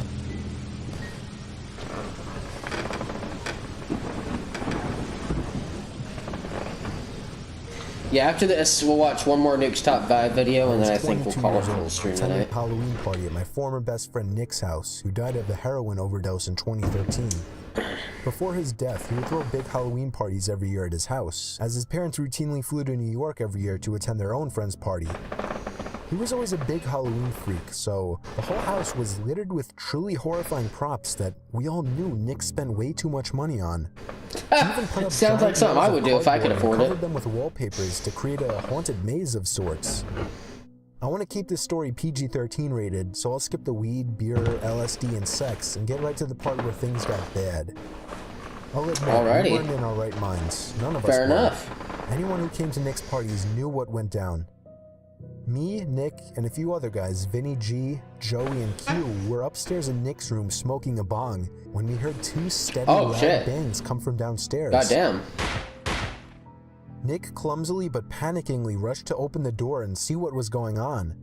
There were sounds of screaming of both guys and girls. I remember quite clearly it sounded as if there were a crowd of people screaming for their lives down there. We all called Nick to come back in and shut the door.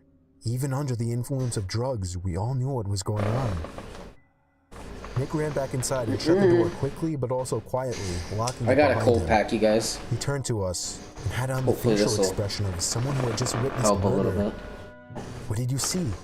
What's going on? We all shouted at him. He told us to hide before anything else. We all knew why. From that point on, we didn't ask questions.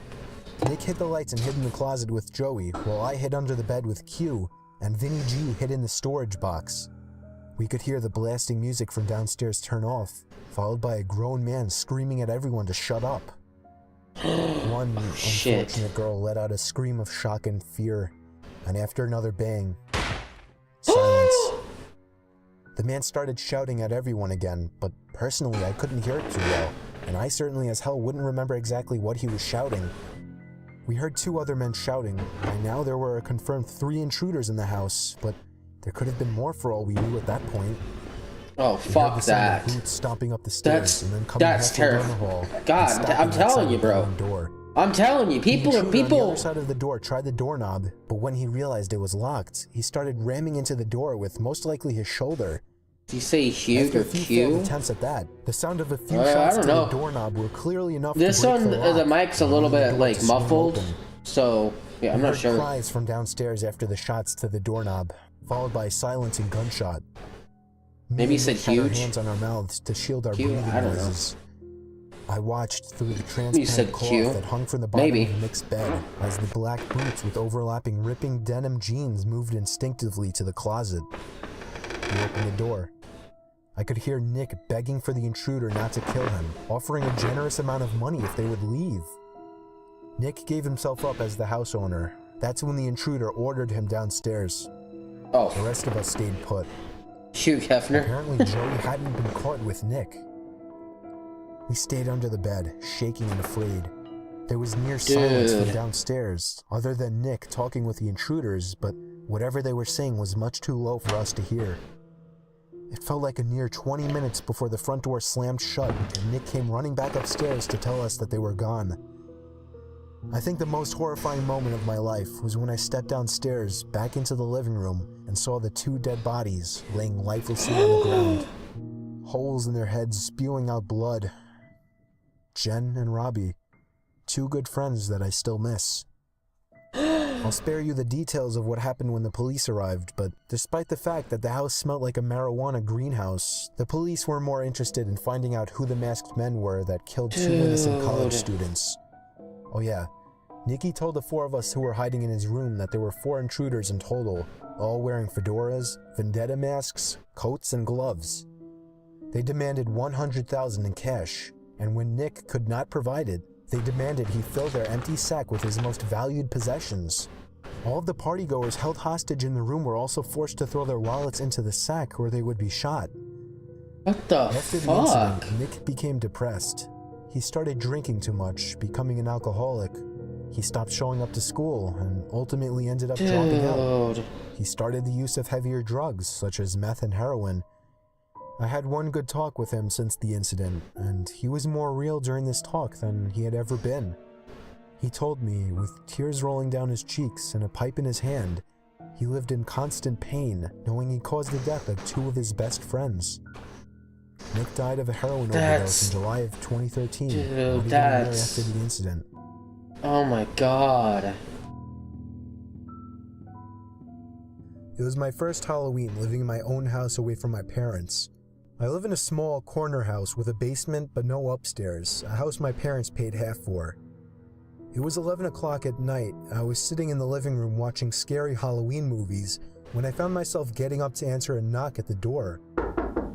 But then I stopped and thought, who could be at the door at 11 p.m.?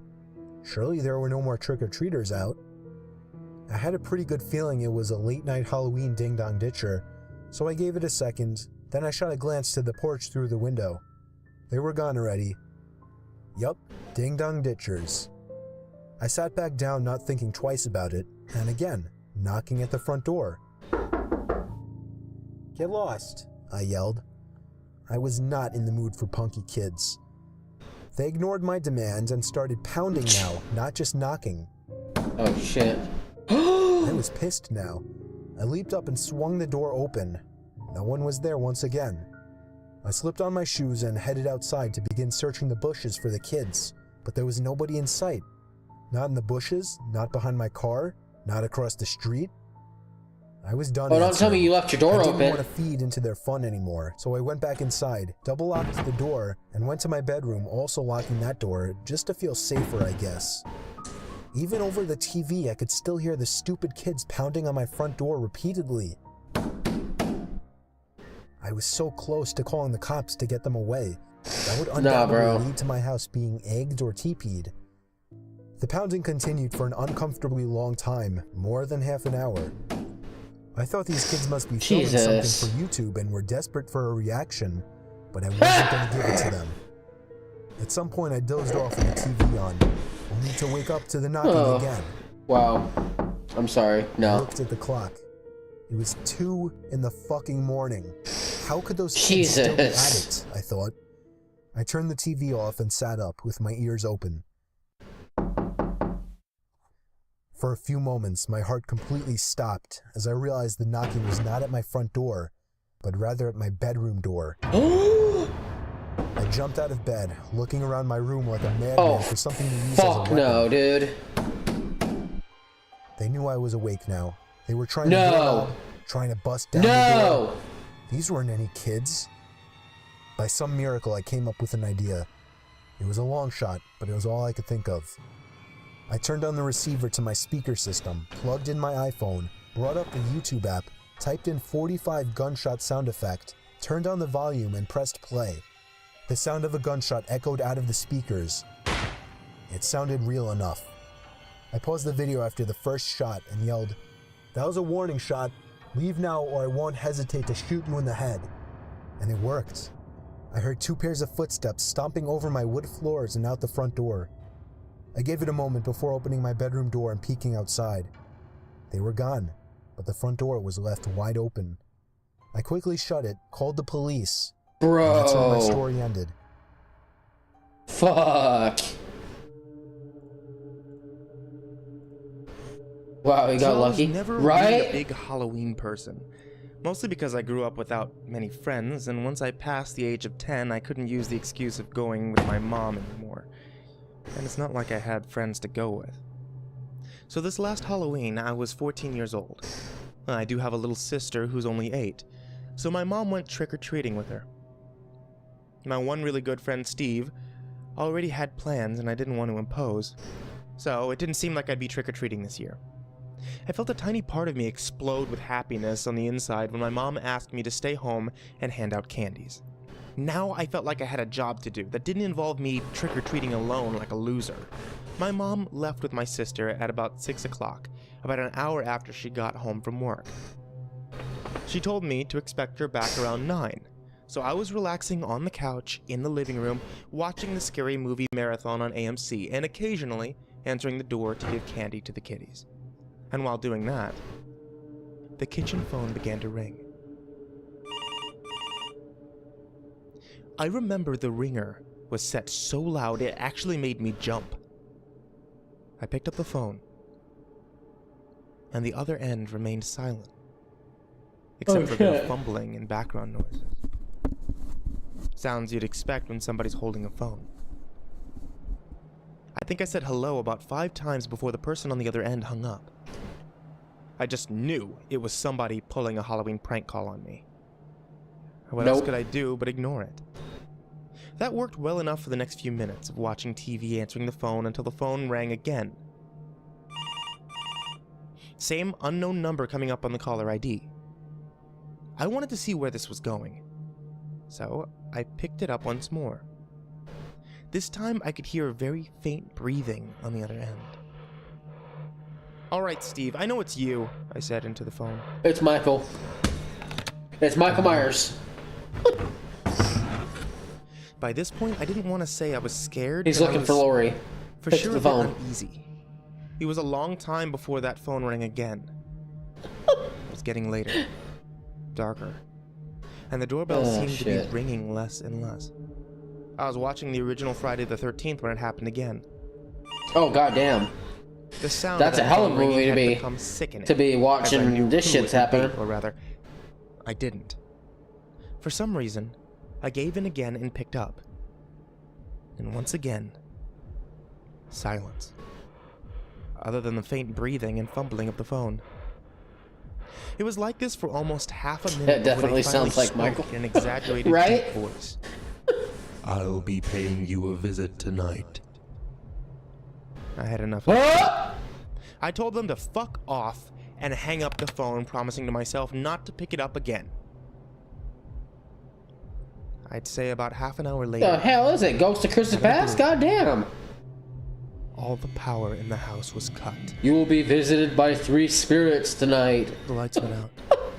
The TV turned off. Complete. Okay, Michael, you're calling during the wrong franchise.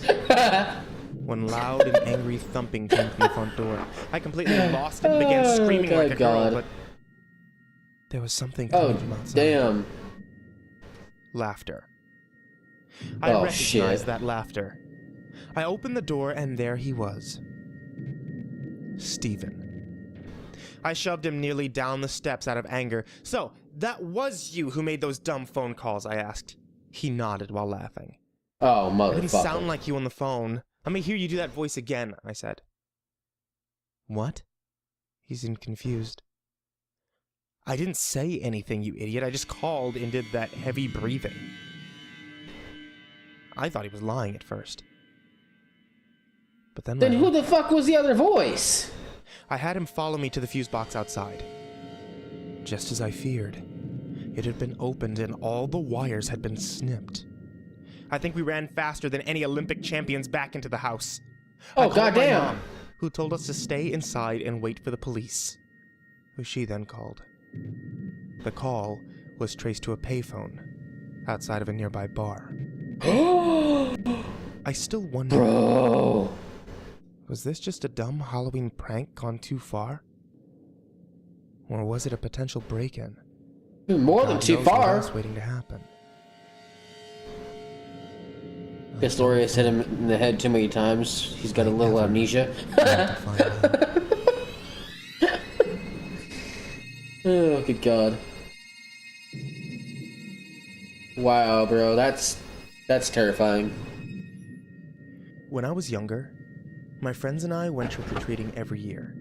This one particular year, as we were trick-or-treating, we passed a man who stood still with a mask on, holding a lantern. As we walked past him, he turned his whole body around and followed us with his eyes. Bray Wyatt, y'all. We were creeped out, but there were plenty of Rest in people peace, around, buddy. so we made our way. No, to the I next do mean house. that though. My friends and Rest I in saw peace, him Bray. over and over again, as we made our way from house to house, and he seemed to be following us in typical horror story form. We walked so slow, we couldn't figure out how he kept up with us. At one house, when we hadn't seen him for a while, we got our candy. As we turned around to walk back to the street, the masked man stood in the road waiting for us. Immediately, we knocked back on the door and told the owners of the house about it. The masked man continued walking. Hey, you want to hear a down joke the about street. amnesia? I would tell We didn't you see him again that what night. it's about, but I forgot. Later on, an adult friend of the family told us he saw a masked man hiding behind a tree. Well played, waving Buck. to the kids Well over. played. And he only backed off when he threatened to call the police. Oh shit. I was trick-or-treating with my friend Casey. We were both 11 years old at the time. We were walking across a small wooden bridge over a small river that many called Jack Winkle River when a black Jeep pulled up on the other side of the bridge, basically blocking our way. We turned around and hurried away. We were the types of kids to obey the stranger danger rules. We could hear the windows of the Jeep rolling down, and a man with a raspy very smart, smoker's very voice wise. called for us to come back. He was yelling for help, asking us for directions. I yelled sorry, and we continued to hurry away. The Jeep couldn't fit over that small bridge, so it pulled away and drove down the road on the other side. We thought we had made our escape from the creepy driver, when here came an SUV barreling around the corner and down the street, slamming on the brakes in front of us. Once again, the driver rolled down the windows. Now with them right next to us, we could see there were 2 passengers in the car as well. An old guy with gray curly hair and a mustache in the backseat, who also had a raspy smoker's voice, told us to get in the car, that they have free bags of candy. The Jeep made Nope. a three-point turn and tailed us wherever we went. Nope. At one point, the Jeep finally accelerated past us, came to a stop, and the back and front passenger side doors opened, and the two creepy men stepped out lunging at us. Nope, We dropped I'm our good. bags of Nope. candy and ran Nope. straight for my house, which was in sight now. We rang the doorbell desperately at least 20 times. The old men that were chasing us couldn't run fast, and when they saw us running to my house, they turned back. My mom opened the door and we screamed and pointed at the Jeep that was backing away in the other direction. She shoved us inside and locked the door and called the police like any mom would. She reported the black Jeep with 3 men Good. inside, older looking, raspy voices, and any other descriptions we gave. My mom was freaking out all night, worried about the fact that they knew where we Hell lived yeah. now. My dad tried to calm her, but she couldn't calm down. Ultimately, the police agreed to send an unmarked police car to stay out front and keep guard for 3 hours. That made my mom feel a little better. Thanks, Kelly. But what made us all feel better was when my dad woke us up to see the flashing red and blue lights outside of the unmarked police car. They had pulled over an SUV. How do scarecrows drink with a straw? And 3 men were in cuffs. The 3 old creeps that tried to kidnap me and Casey. My dad went outside to talk to the officer and most likely confirmed that those were the men. Me and Casey went to the doorway and screamed at the men for their attention. They looked, and we both gave them the finger. My mom then pulled us back in and shut the door, sending us to bed. It went from the worst night of both of our lives to ultimately the best night of our lives. This story took place on Halloween night. I took my 7-year-old daughter, Jamie, trick-or-treating for a few hours, and when we got back, I cooked dinner, we watched TV together, and then I sent her to bed. I was feeling especially tired that night, so I brushed up and went to sleep. Shortly after, my daughter entered the room and told me there was someone in her closet. I assured her there was no one in her closet. She asked to sleep with me, but I once again assured her that she was safe in her room. She reluctantly went back to her room and shut the door. Why did the scarecrow get a promotion? Because he was out standing in the I would field. walk her to her closet and show her that there's no one in there. Surely enough, 5 minutes later, she came back. I asked her why she thought there was someone in her closet. She responded saying she heard someone moving around and things falling over. Honestly, when she said that, it kind of made my heart jump for a second. I walked her to her room and turned on the lights. I jokingly asked, "Is anybody in there?" We stood and listened. I didn't expect to hear anything. There it was, a thud from inside the closet.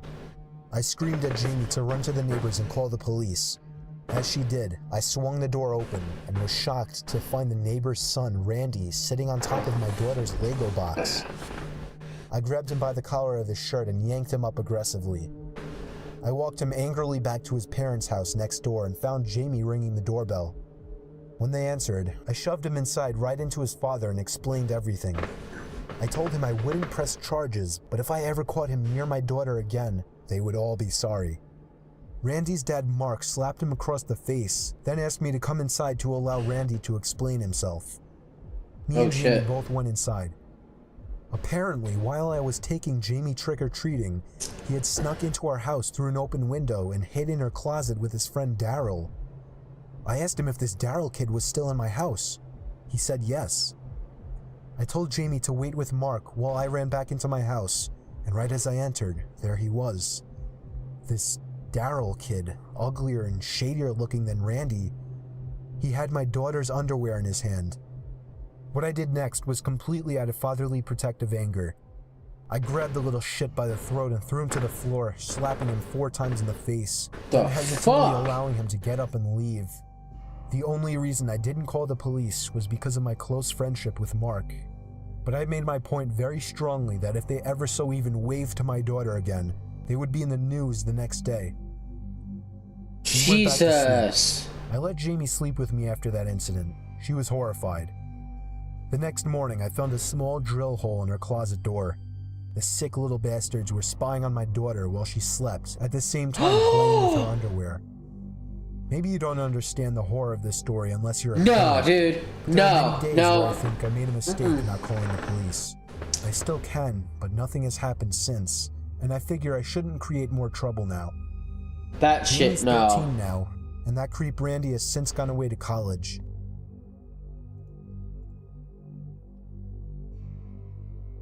We had just moved into our large new house in Mississauga, Ontario, in an area called Winston Churchill. It was Halloween night, and my parents, my 4 other sisters, my brother and I were unpacking our stuff in our new bedrooms. We had just finished and were talking to each other about that leaving last story our got me a little schools bit, and you friends guys. behind. My mother called us to do chores. I was really tired since it was 11:30 at night, way past the trick-or-treating buzz. And we had to do chores now? It seemed to take forever, but when I was done, I decided to go to my bedroom and get some sleep. I heard what sounded like footsteps in the upstairs hallway. Thinking it was my brother or sister, I got up to shout at them for bothering me while I was sleeping, but there, as far as I could tell, there was no one there. I rushed down to the basement where my parents, sister, and brother were considerately working. I asked them all if they had been upstairs, and they replied no. Now I was getting pretty freaked out, but I had to believe it was just my imagination and shrugged it off as if it had never happened. I went back to my bed, which was now freezing cold. I had to put on a sweater. It was just too cold.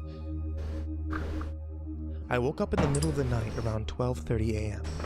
after everyone had gone to sleep. Oh, my chat over here, because this I thing heard is... this loud banging sound that seemed to be coming from my parents' bedroom. I thought it might be my brother or sister waiting to get a Thanks, drink of Barbara. water. But I'm just too scared to go right? alone. Yeah, no, that's sickening. I was wrong. The banging continued, getting louder by the minute. Absolutely sickening. I couldn't get to sleep, so I decided to check it out. I walked into the hallway, and believe me, there was no one there. As I walked in, the banging seemed to stop. I stared at the door, only for a quick moment before deciding to go back to bed. After a couple of minutes, the banging started again. Now I was totally chilled to my very last bone. I tried to sleep again, but I couldn't. Very typical of me. The door to my bedroom creaked open, as if someone were pushing it lightly. But it was too dark to see who or what could have caused it. Hey, what the hell are you doing? Who is it? Let me go back to sleep. Very light footsteps began to move closer to my bed. I thought it was one of my sisters, until I turned onto my side after the footsteps stopped and saw a figure standing next to my bed. A figure at least 7 feet tall. I choked the urge to scream. Nothing came out. I lay there in unimaginable horror as the figure finally said, "Boo." That was when I screamed at the top of my lungs and covered my eyes, when my parents thrust open the door to my room and flicked on the light. There was no figure there. There was no figure by my bed. I cried out everything to them, the thumping, the figures. My siblings came into the doorway and watched me freak out. I asked my parents if they heard the knocking on their door. Surely they must have. It was their door after all. Jesus. But they said there was no knocking. Not that they knew of. They all looked at me like I was crazy. But I know I'm not. You can't just imagine something like that. Something so real.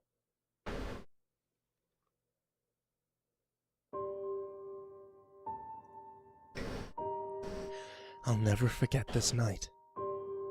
I know I won't. It was a few years ago, Halloween night.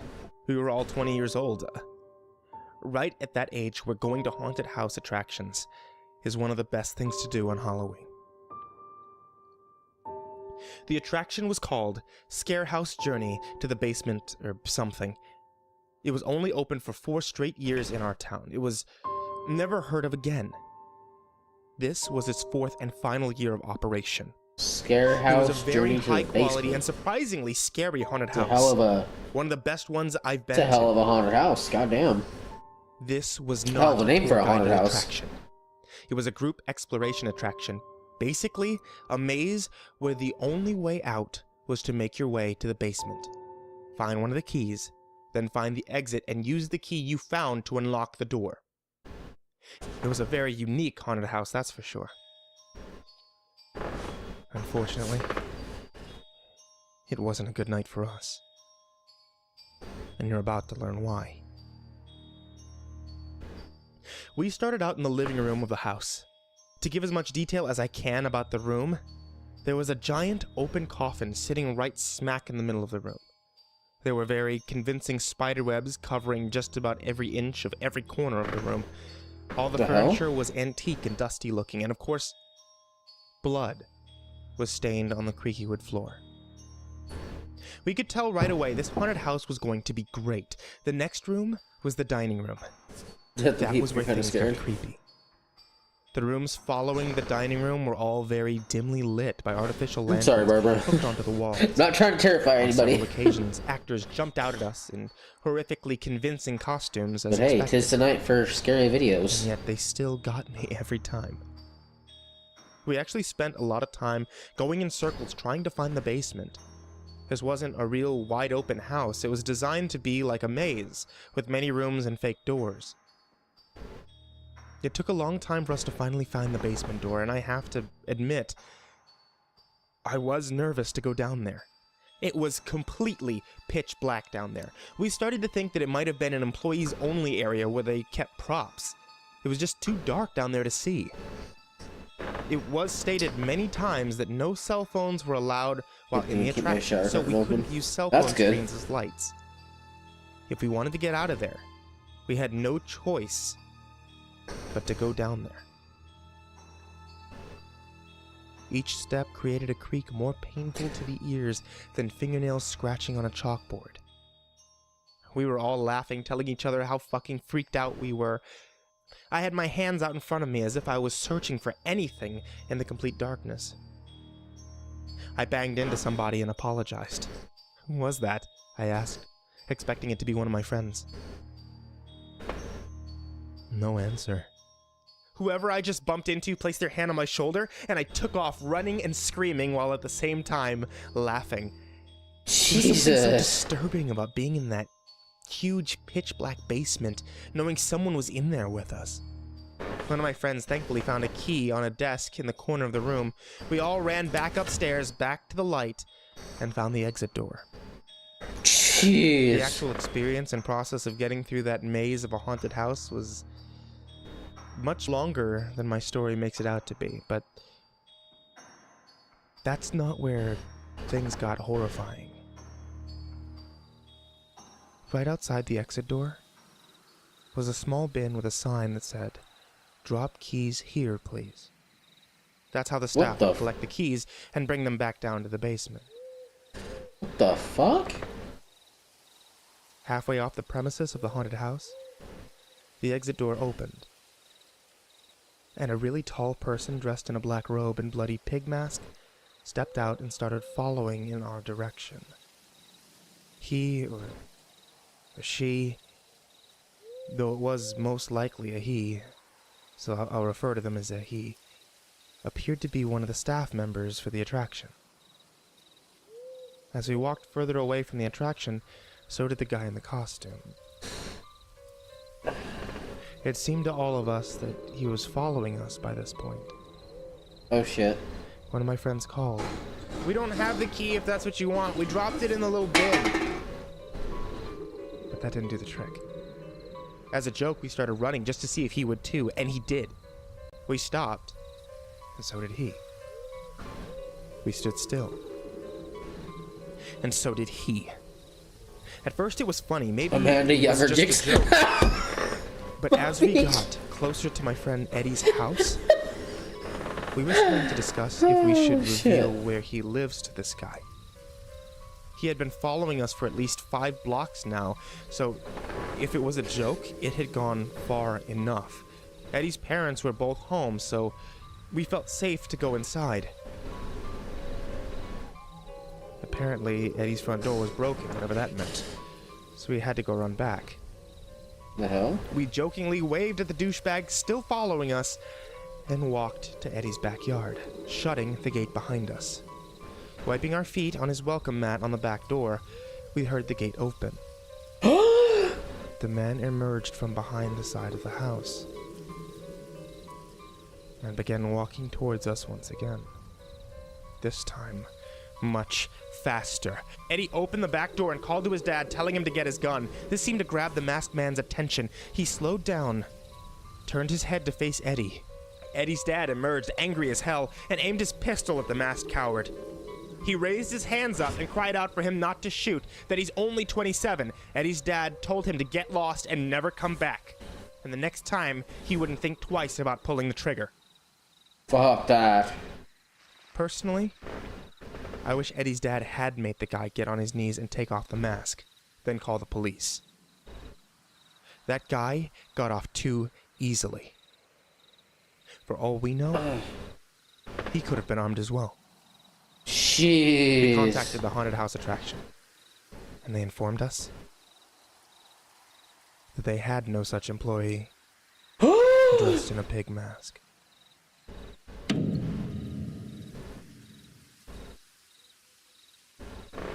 Dude!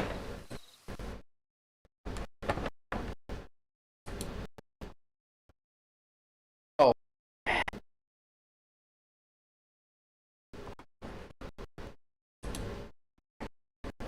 Alrighty guys, we are coming on our fun video for the stream tonight.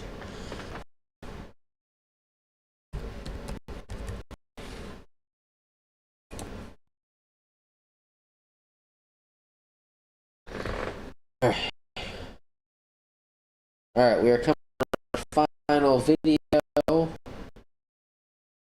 See to find it.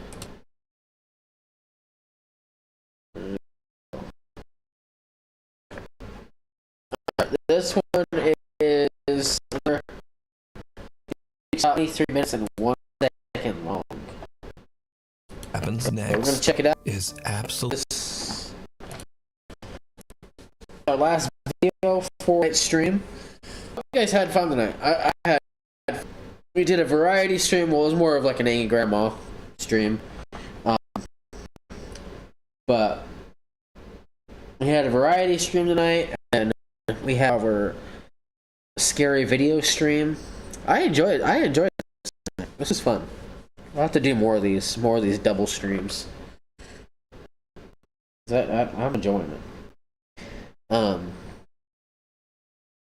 But yeah, so I don't know if we're gonna be. I don't know if I'm gonna stream tomorrow, but we'll probably have a video coming out tomorrow. Maybe the new Angry Grandma video that I was talking about. It may be something different. I don't know. But alright, we're gonna get in this last video and then yeah. So, but it's called Top 10 Scary Ghost Videos. Top 10 Ghost Videos so scary I had to have emergency surgery. Shit, Nukes. Coming out with these banger titles. God damn. Alrighty, let's get into this reaction. 3, 2, 1, let's go.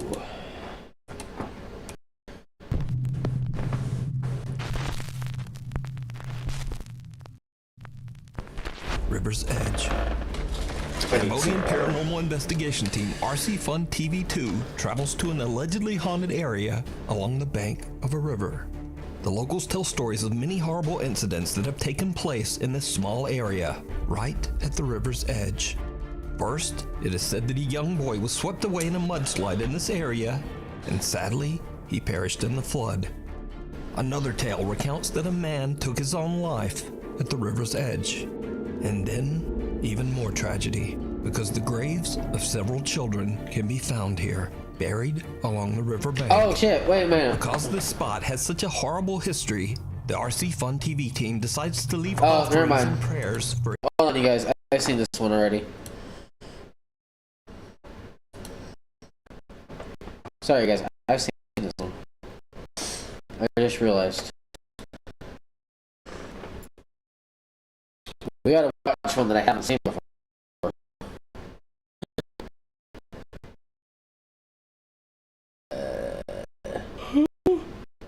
Damn.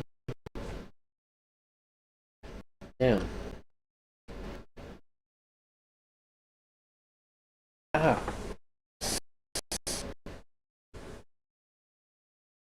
What happened next? I don't know. Hey, it's not a video type. He put on it.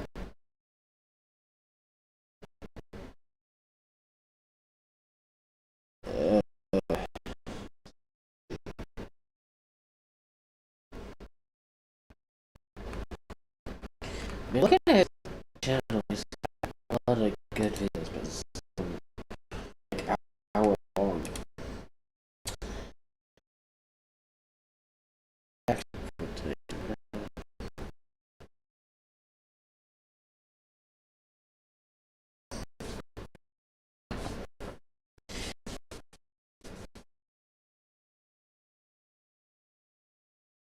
What was that sound before? What sound?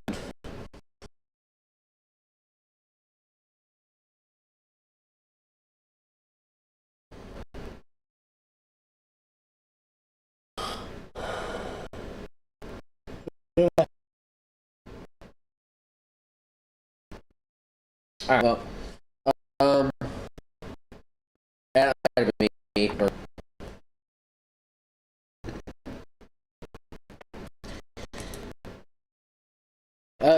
well,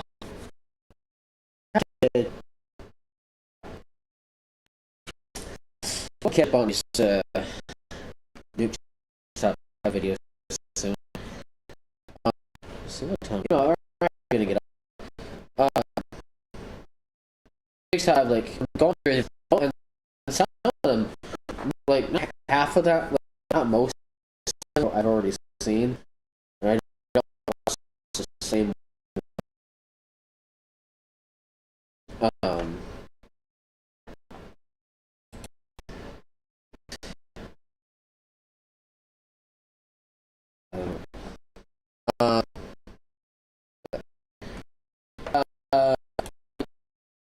You guys, oh shit, it's frozen. You guys will have a video coming out tomorrow. You can't really understand me.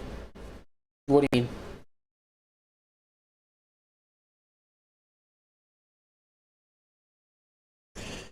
What do you mean, Barbara? Oh, okay, sorry. Yeah, no, it's like I said, guys. I'm looking to get a new PC because. Oh, okay, I got you. Yeah, no. What I was saying was, one, that burp or whatever you heard earlier was probably me. And two, I'm gonna get off because I was looking through Nuke's top 5 videos and like not majority of them, but half of them I've already seen, and I don't want to watch the same one over and over. I mean, like, don't get me wrong, they're fucking getting better and better as he releases them, but yeah. And some of them are like hour-long videos, and I want to save those ones for like where we do like a whole stream, watch like an hour or a 2-hour-long video of Nukes or Sir Spooks or something like that. But anyway,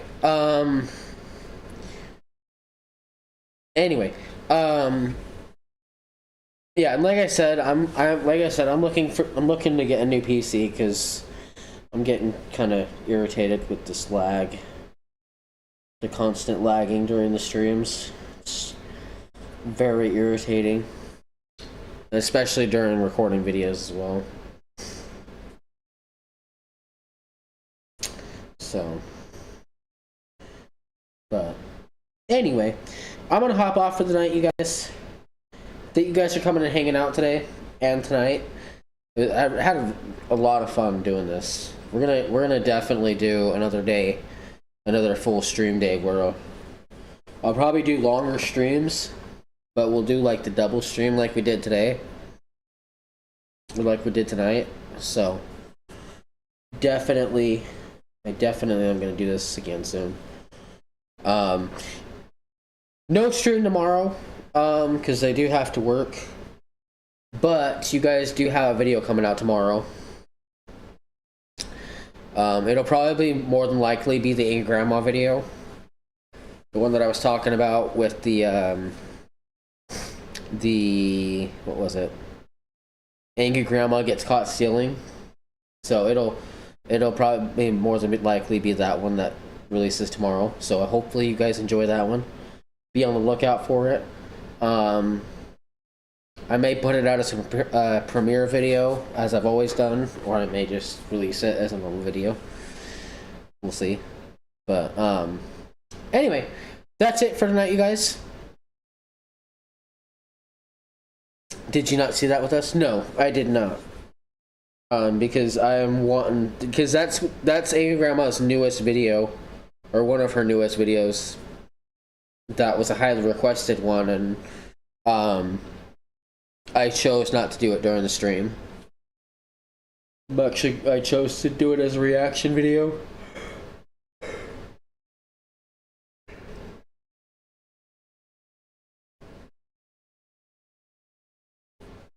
Yeah, no, so the video that I'm talking about is the one that Angry Grandma released, like,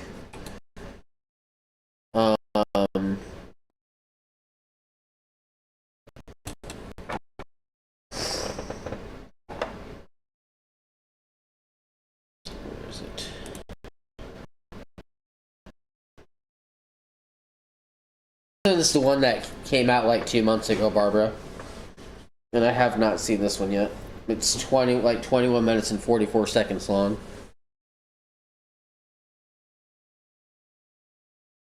But no, I have not seen this video yet. I mean, I've seen this, like, her going, like her store videos. I've seen a majority of her shopping videos and things like that, but this one is a very new video, so and I'm excited to watch. I'm excited to react to it, especially because it's been a highly requested video from her channel. So yeah, but anyway, but I promise you guys, I have not seen this one yet, and I did not feature it on the stream earlier today. So. I mean, I did explain that I wasn't going to... I did explain during the stream that I wasn't going to react to it on stream. Maybe that's what you're thinking about. Or maybe you watched it twice. I don't know. Yeah, I don't know. But... anyway, I'm going to get off for tonight, you guys. Thank you guys for coming and hanging out tonight. It was a very fun time. I enjoyed it. Enjoyed getting some fucking scares in. Holy shit. And some creepy ass stories as well. But yeah. Man. But anyway, I will see you guys tomorrow with a new reaction video, and yeah. So we will see you guys tomorrow. Peace. You guys have a good night. See ya.